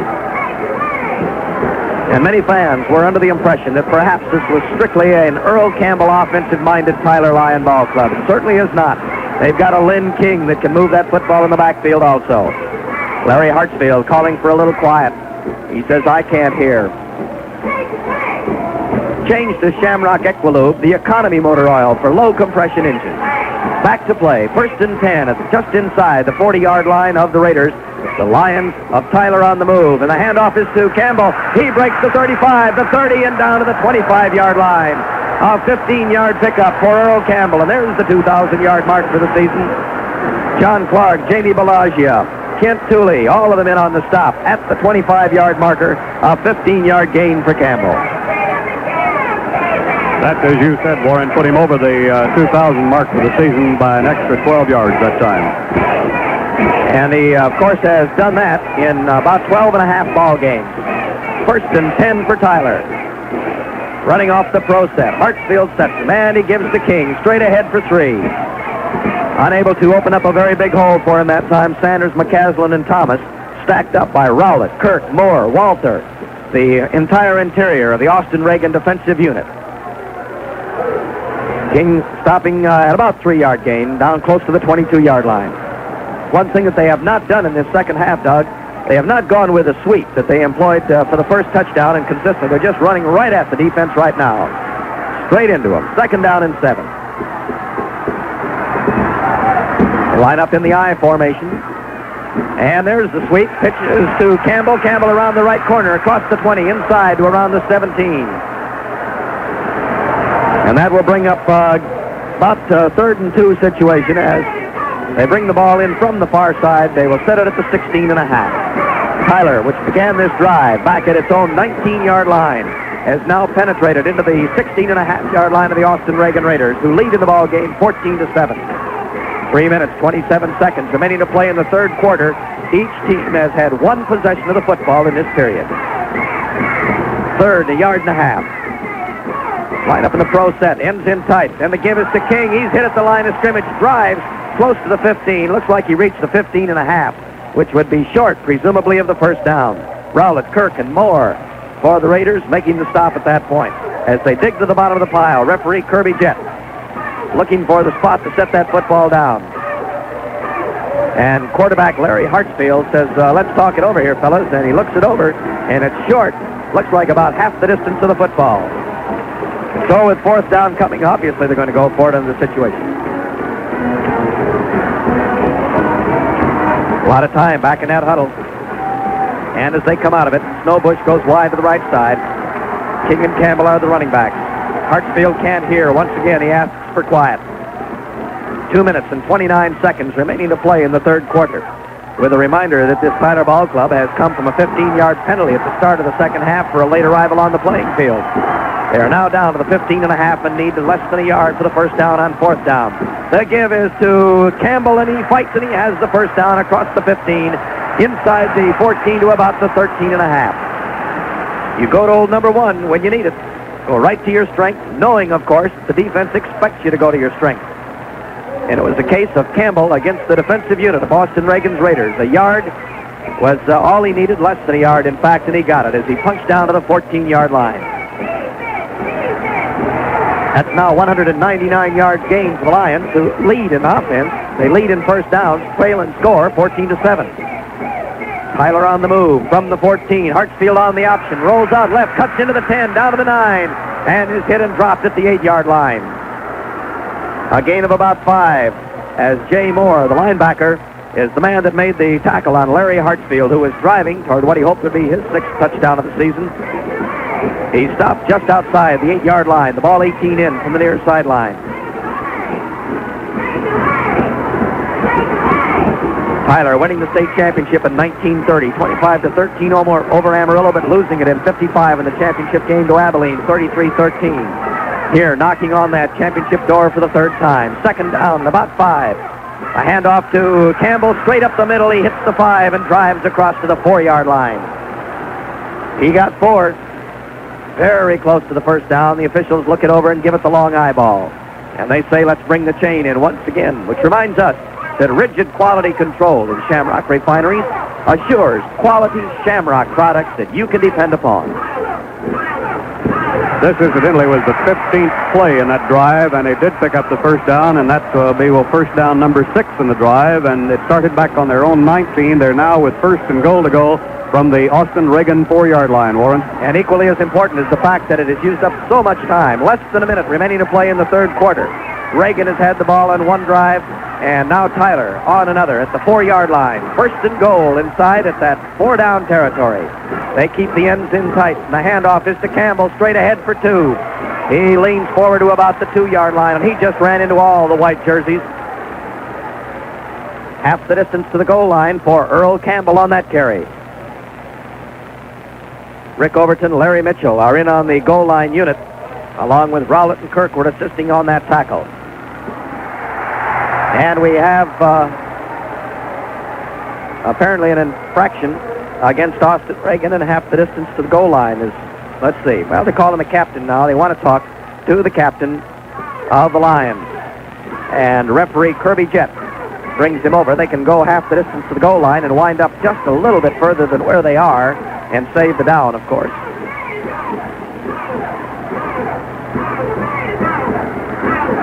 Well, this is a late flag. This was after the down had been accomplished. And they have moved it from the 2 down to the 1. Looked like a personal foul against Austin Reagan, and it saved the down and moved the ball down to about the 1.5. And it's going to be second down from that point as Hartsfield gets ready to set his ball club with the pro set. Campbell and King are his running backs. He takes lots of time, looking the situation over, being careful. Sets his line, the quarterback keeping, and Hartsfield is in for the touchdown. Larry Hartsfield with his 6th touchdown of the season on a quarterback sneak. And with 23 seconds remaining to play in the third quarter, Tyler has capped a 91-yard touchdown drive with an opportunity to either tie the ball game or go ahead. And it would appear that their efforts are going to be to tie at this point. Derek Dillard is the young man who will attempt the conversion. It's snapped, it's set, it's kicked, it's up, and it is perfect. With 23 seconds remaining to play in the third period, we have a brand new ball game. The Tyler Lions 14, the Austin Reagan Raiders 14. Interscholastic activities such as this game offer opportunities to teach attitudes and ideals to youth in a laboratory situation in the form of contest. Practicing proper attitudes and ideals in games will help instill them in students. Good sportsmanship is an important way of putting proper attitude and ideals into practice. Spectators have a responsibility while viewing athletic games. Their attitudes and actions influence high school youth. It is important that they display the best of sportsmanship. There's exactly 23 seconds of the third period left, and we have 12 minutes of the final quarter, and this is where we could just as easily have started today because it's all tied up, 14-14. Yeah, it wouldn't be half the fun, Doug, if we had. That's what not having your Christmas shopping done, which neither of us have yet. Haven't had time. From the 40-yard line, we're ready for the kickoff. And the advance, and it's a squib bouncing down at the 30. It's field at the 26-yard line and being brought back out by an end. Mark Kemp is the man that got down and got the tackle along with Claude Jones, as it was Dave Hale, one of the very short men, that took that kickoff and returned it out to about the 38-yard line as he ran out of bounds on the near sideline. So the Austin Reagan Raiders will take over at their own 38 following the kickoff, which followed the touchdown that tied this ball game. 18 seconds remaining to play in the third quarter. Both of these teams trying to present to their schools and to their fans the state championship for Christmas. Dave Hale, who returned that kickoff, limping a little bit to the sideline, may have turned an ankle slightly. Hartsfield handing off to Minor. He dives into the middle, gets short yardage. Gary Johnson and Zach Guthrie tee him up and knock him down right there at the line of scrimmage at the 38. And that should use up the remaining seconds in the third quarter of play. Today's attendance, 16,375. And that represents the smallest crowd we've ever had in the 6 schoolboy playoff games that were played here in the Astrodome. And we have reached the end of the third quarter of play with a score at the end of 3 periods. The Lions of Tyler, 14. The Raiders of Austin, 14. For Stedman and company as he goes back to throw. He screens it off and completes it at the 31-yard line. And out across the 35 goes Landy Minor, and he's dropped at the 38. He got back to the line of scrimmage, and that's all. Gary Johnson and Steve DeVille are the gentlemen who made the stop on him at that point. And that is presumably going to bring up kick time for Landy Minor for only, I believe, the second time in this ball game. We are 28 seconds into the fourth and final period here at the Astrodome this afternoon. And a Tyler ball club that has just used its defensive unit to presumably regain possession of the football for only the second time in this second half wants that ball. They have Hartsfield back deep along with Mike Johnson in anticipation of the punt from Landy Minor. Low snap, but he handles it all right under a big rush, gets it out of there. And it bounces downfield at the 40 and is downed inside and around the 36-yard line. A 26-yard punt. And the Tyler Lions will take over at their own 36-yard line. 14-14 is our ball game. And this ball game has been marked by fantastic, fine offensive play by both teams from one standpoint. There's only been one turnover, and that is so important. Breaks not making the difference in this one. Just good, hard play by these kiddos. At the 36-yard line, Hartsfield asking for silence. He says, I cannot hear. The officials move in and attempt to silence the crowd a little bit. Now we're all set to go from the 36. 11 minutes exactly remaining to play. Hartsfield sets him in the pro set. Two running backs behind him. He fakes to the first one, keeps it himself. He turns at the 40, outside to the 43, and is hit and dropped at the 43-yard line. Jay Moore, the linebacker, came along and made the tackle on him, but that is a pickup of about 7 yards. Second down and 3. And you've got 3 fine running backs in that backfield for Tyler when you include Larry Hartsfield, as you must. The same is true, of course, of the Austin Reagan Raiders. While Mark Stedman does not run with the ball all that much, in the wishbone he has Mitchell Coffin and Minor. 3 very fine runners and great lines to front for those runners in each ball club. Second down, about 4. 18 in from the near sideline. The handoff straight up the middle to King.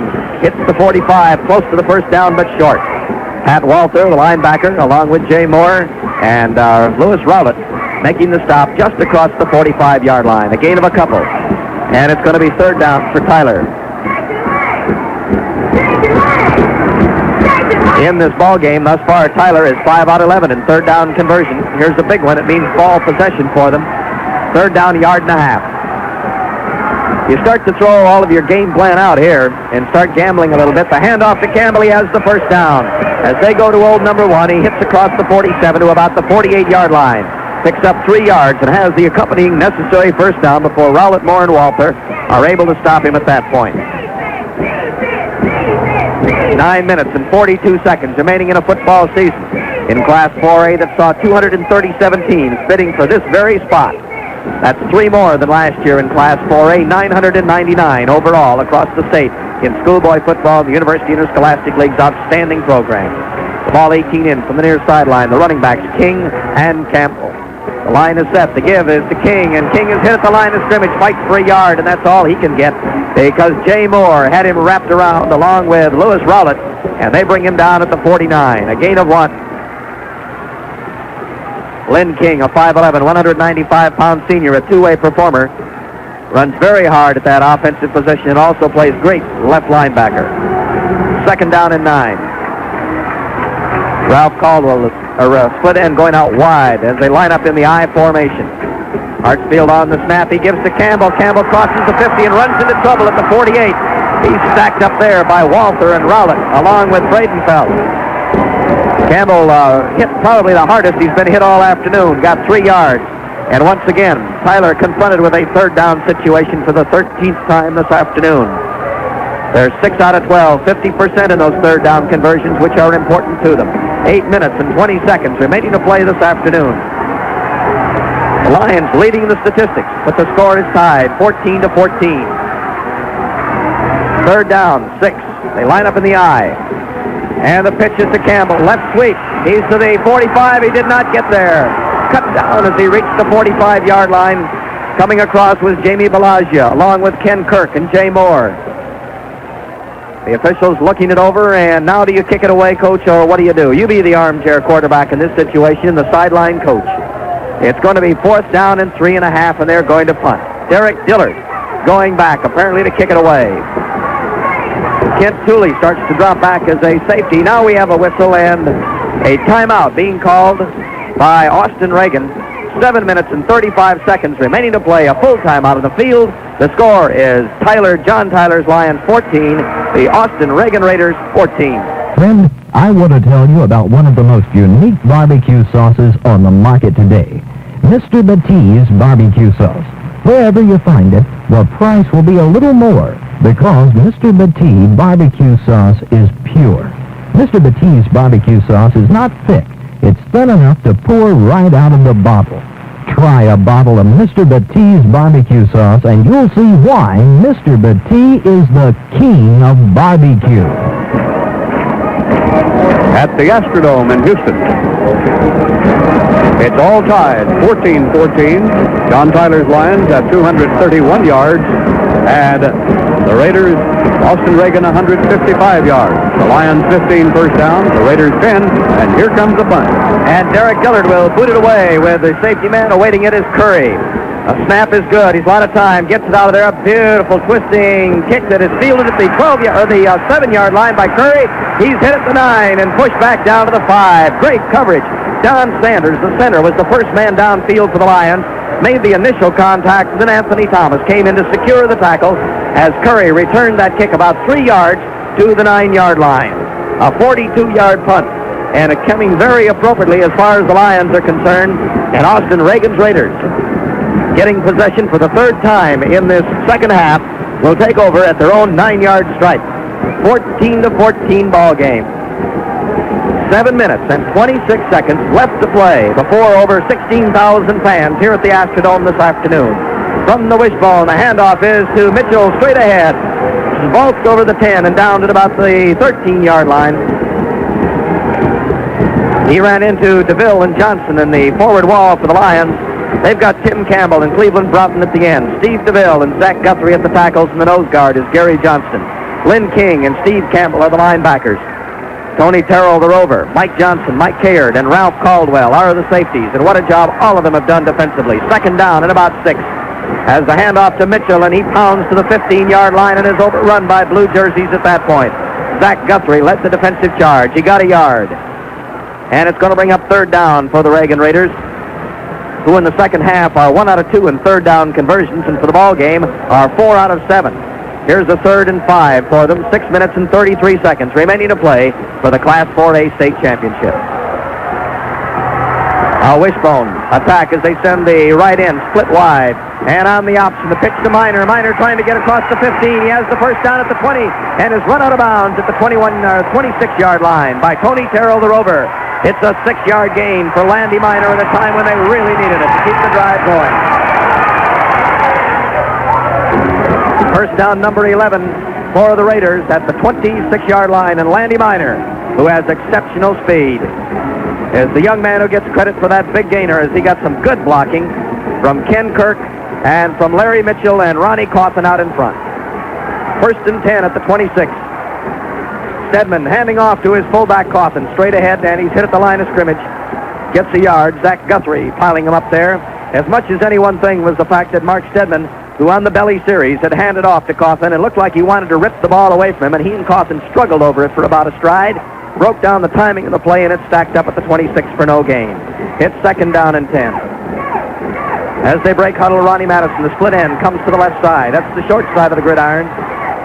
Staying with the wishbone. The fake on the option, rolling out is Stedman, and he finally pitches it out to Mitchell, making the turn at the 30, and he's dropped after gaining 4 yards. Cleveland Broughton, along with Steve Campbell, come up to make the play on him at that point. A very interesting aspect to this Austin Reagan offense is the fact that Coach Lundeen discussed his entire rushing offense, at the Region 8 coaches meeting this summer of the Texas High School Coaches Association, and later it was all reprinted completely with diagrams in the November issue of Texas Coach magazine. But apparently it didn't stop his offense one bit for the other coaches to know what he was doing. It's 3rd down and 6, and here's the big one. Stedman on the option, pitching back to Minor at the 30.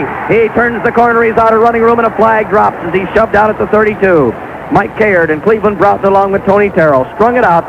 They've got a holding call against Austin Reagan at the 32-yard line. Here's a decision now that must be made. And the Tyler Lions say, we'll take the penalty. That's the initial indication, is that they will accept the infraction. It would be 4th down and about 4 if they took the play. A long discussion by referee Kirby Jett with the young ball players on the playing field. You know, an error-free ball game is one without fumbles or penalties, and an error-free trip in your car is one without accidents, injuries, or death. So obey your traffic regulations. They're there for your protection. And they're going to accept the penalty, which moves it all the way back down to the 15-yard line. And holding is the indication given by referee Kirby Jett. Warren? This has been a relatively penalty-free game. Actually, that's only the 31st yard that Reagan has been penalized this afternoon. Right, and these gentlemen in the stripes down there doing an outstanding job out of the Houston chapter of the Texas Football or Southwest Football Officials Association. And our thanks to those gentlemen all year long. Third down and about 30, 25 necessary, and they line up in a short punt formation and get the kick out of there. As kicking it away, it bounces down across the 50, down to the 40, and is down. A loose football, but it is recovered by Tyler. Ooh, a little gambling effort down there by Mike Johnson. As he went back and that ball was squirting around, nobody in the Lion Ball Club had touched it, and for some reason he reached out as Landy Miner got the kick away, trying to quick kick it downfield to the 38-yard line. And it is going to be Tyler's ball from that point with 4 minutes and 53 seconds remaining to play. Well, Doug, we were talking last night about whether or not we'd even worry about a tie ball game, and I'm glad we did. We're tied right now, 14-14 with 4:53 remaining. There's the snap they give us to the fullback, Lynn King, and he gets a yard to the 39-yard line. Rowlett, Kirk, Friedenfeld, all of them in on the pileup. And as we come down to the conclusion, let me say thank you to our spotters, Steve McCown of John Tyler's Lions, and doing our spotting for Austin Reagan's Raiders, Doug Hill. These two gentlemen, members of the student body of these two schools, and all they could say was the only thing we don't like is we can't cheer. You know, I like that boy's name. Good. Second down and 9. Tyler back to the attack. There's the snap and a pitch to Campbell, trying to come to the right side. Vaults to the 40, hit at the 41, and is dropped at that point. Getting very short yardage, and a flag is thrown in after the tackle had been made. Moore, Walther, and Friedenfeld, and it's a 15-yard step-off against Austin Reagan's Raiders. That'll move the ball down to the 44-yard line in the territory of Reagan. You have to start looking at a few other things now, and that's the field goal kicking department for John Tyler's Lions, and they've got a young man by the name of Derek Dillard who can do it. He had a 31-yard field goal against Conroe that was actually the difference in a 10-7 ball game, although it came first. He missed a 21-yarder last week. Right now, it's at the 44-yard line of Reagan. Exactly 4 minutes remaining to play. Hartsfield sets his ball club. He gives to King, and King for short yardage for 2. As he pounds it down. In fact, maybe a little better than that. Give him 3 to the 41. Second down, 7, 3:45 remaining to play. The Lions of Tyler, 14. The Raiders of Reagan, 14. The Class 4A state championship. Truly an indoor championship here this year at the Houston Astrodome. They played at Texas Stadium with its gaping ceiling in 71. Second down and 7. A handoff is to Campbell. He vaults the 40 and down to the 35-yard line, close to the first down. He picked up almost 6.5 yards. And as they unstack him, the football is squarely on the 35-yard marker. Third down and a yard. Tyler driving. 6 for 13 in third down conversions. Not that you need to worry about it now. With 3rd and a yard, if they don't make it this time, they won't give it up here. 2:57 remaining to play. Running backs, King and Campbell, and the give is to King, and he has the first down as he hits the 30 and snuggles inside to the 29-yard line. Picking up 6 yards as he got some great blocking by Gary McCaslin and Don Sanders, opening the hole for him. Tyler scored the tying touchdown on a 91-yard touchdown drive, the first time they got possession in this second half. Scoring with 23 seconds remaining in the third quarter. Now with 2:34 remaining, they're on the move again. The give is to Campbell, straight ahead, short yardage, gets about 3 maybe, as he reached to the 26-yard line. Walter and Moore, the linebacking core for the Raiders, making the stop at that point. And a substitution now in the defensive unit. Ken Kirk coming to the sideline for Austin Reagan, trying to beef up that middle just a little bit. Fresh troops in, second down and 7. Hartsfield engineering a fine drive here, staying on the ground. Winds up in the pro set, but shifts into the I formation. Pitches to Campbell, power sweep left, stepped up in the backfield. May have fumbled the football, but if he did, he recovered. The play was made by Ted Heaton, the right cornerback. Let's pause 10 seconds. Let all the fine stations on our statewide Shamrock Network identify themselves. This is the Shamrock Network for Schoolboy Championship Football.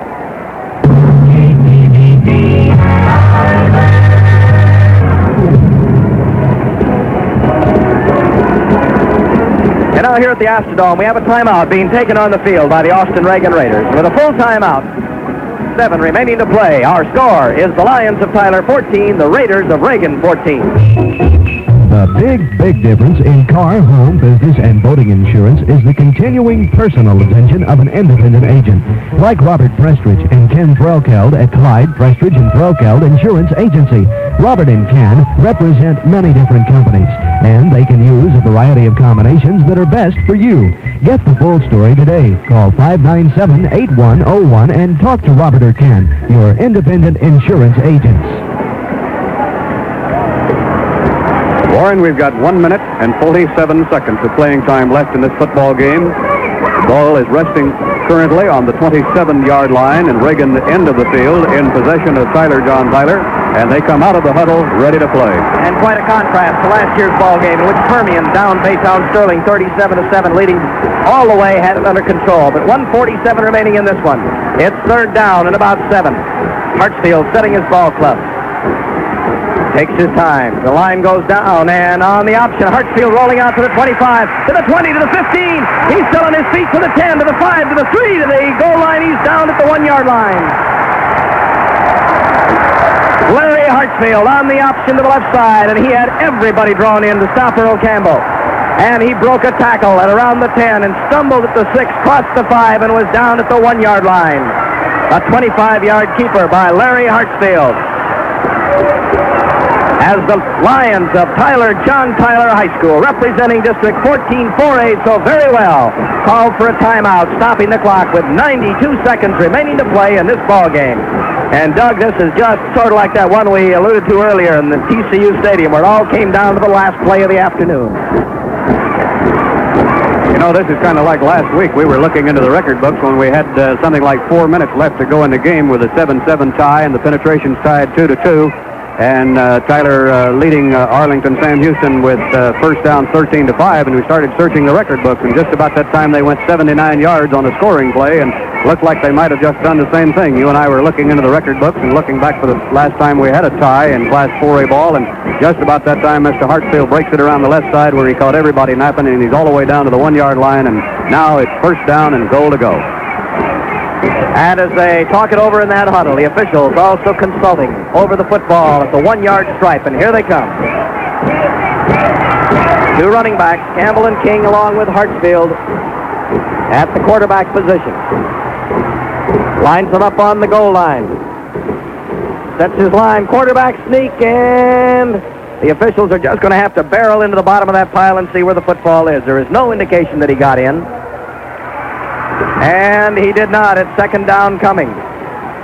And he got half the distance from the 1-yard line down to, well, about the length of the football.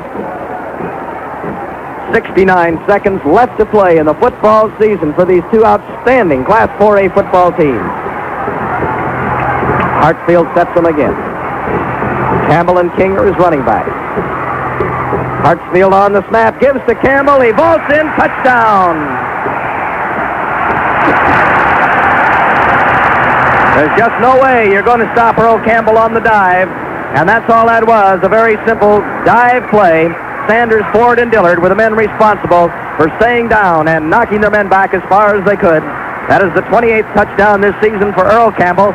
It's his second of this afternoon's ball game, and it maintains his average of 2 touchdowns a contest all season long. The extra point try, it's left-footed up, it's through, it's good.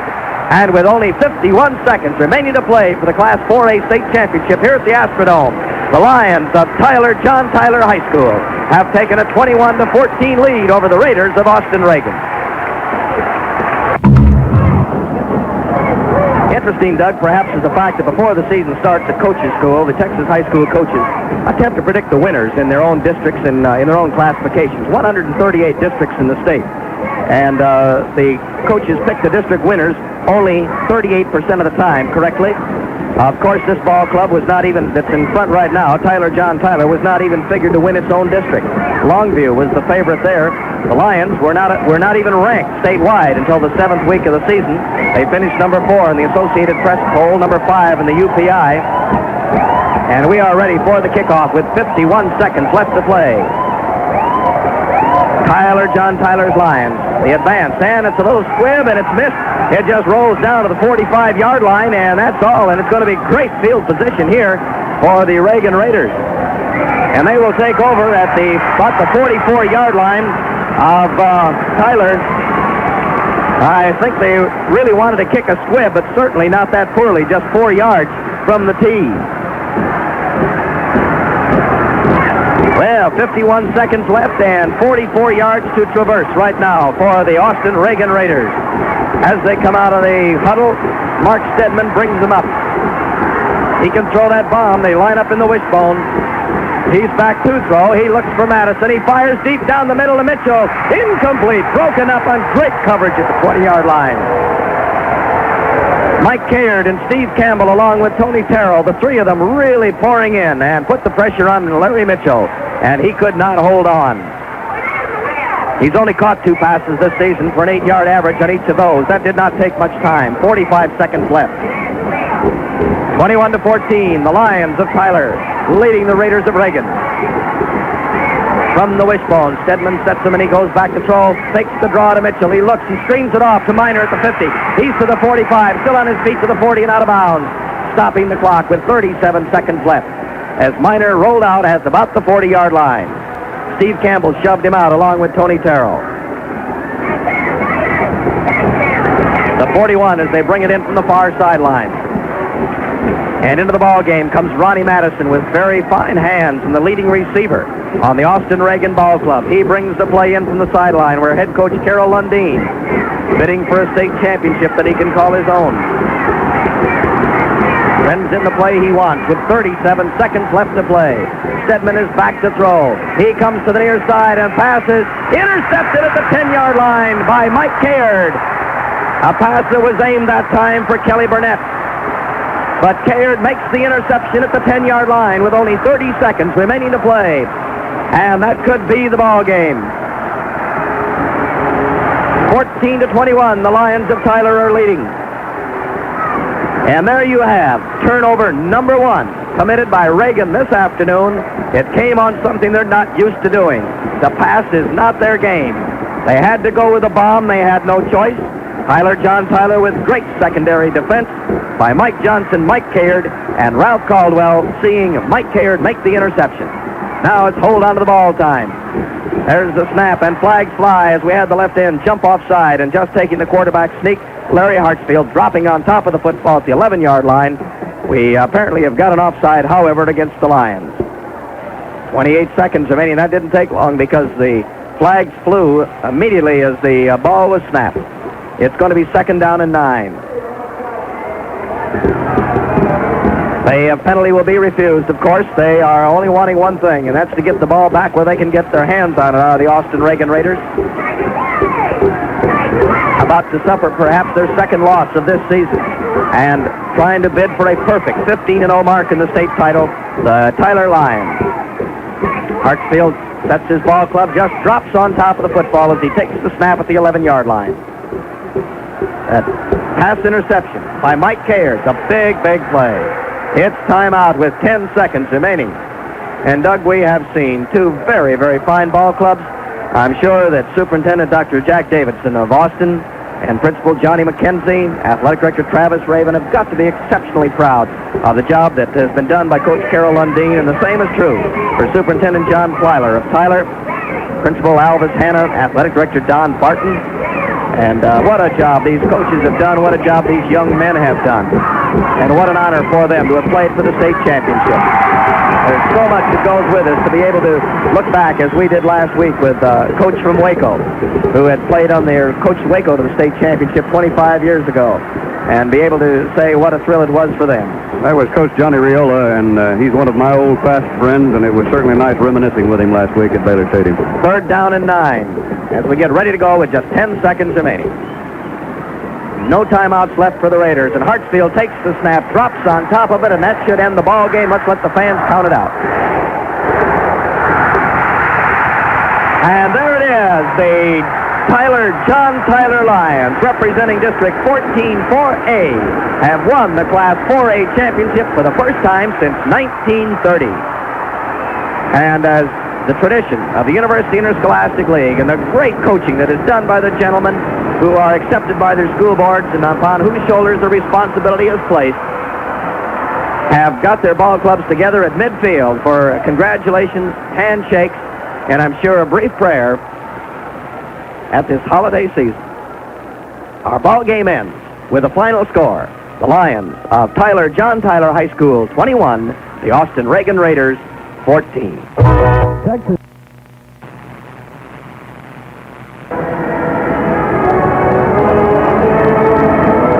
With the playing of the alma mater of Austin Reagan in the background, you're back at the Astrodome in Houston, where we have just crowned the state champion of Class 4A for the year of 1973. John Tyler winning the game by the score of 21-14. A very brief recap of what happened on the scoring plays. Austin Reagan, from their own 32-yard line with 5 minutes and 19 seconds remaining in the first quarter, covered 68 yards in 7 plays and 3 first downs, with Ronnie Crawford going in 2 yards for the touchdown. The point after try was blocked, and we had a score of 6-0. Then on their third possession of the football, John Tyler began a 90-yard march at their own 10-yard line with 9 minutes and 52 seconds of playing time remaining in the first half. Taking 3 first downs, a 54-yard touchdown run by Earl Campbell made the kick good, and the score became 7-6, with John Tyler out in front. On the very next possession of the football, Austin Reagan took over at the 42-yard line of Tyler after a tremendous kickoff return, and they went 6 plays, 42 yards, with 3 minutes and 45 seconds of playing time remaining in the second period. The touchdown was made by quarterback Sedman. The try for 2 was Von Miner. He went around his own left end, rolled into the end zone. It was good, and we went to halftime with a 14-7 football game. The next scoring opportunity was on the third possession of the second half by John Tyler. They began their drive with 4 minutes and 53 seconds of playing time remaining in the game at their own 38-yard line. 62 plays later, or 62 yards rather, and 11 plays, Earl Campbell went in over the top from the foot out. The kick was good, and they took the lead on the final score, 21-14. We almost left out the fact that one of the other scoring opportunities that tied the ball game at 14-14 was an 81-yard drive that covered 17 plays and began at 9 minutes and 4 seconds of the third period, with the final foot being a quarterback sneak by Hartsfield. The kick at that point was an extra point try that was good, and that made it a 14-14 affair. And then, as we said, that final drive of 62 yards and 11 plays with Earl Campbell going over from the foot out, and the kick was good to make it 21-14. The John Tyler Lions gained 279 yards this afternoon to only 180 yards for Austin Reagan. Each team possessed the ball on 9 occasions. However, Tyler had 19 first downs, Reagan had only 11. The big difference was in the number of plays with the football, as John Tyler snapped the football 71 times this afternoon, 30 more times than Austin Reagan, because Austin snapped it only 41 times. That produced the final score of 21-14. Warren, that's some of the statistics around today's game. That's right, Doug, and really I guess what happened, that great defensive play by John Tyler on a 4th down and a yard for a first down that occurred down at the Tyler 19-yard line had to be the play of the game, because it stopped the touchdown drive that would have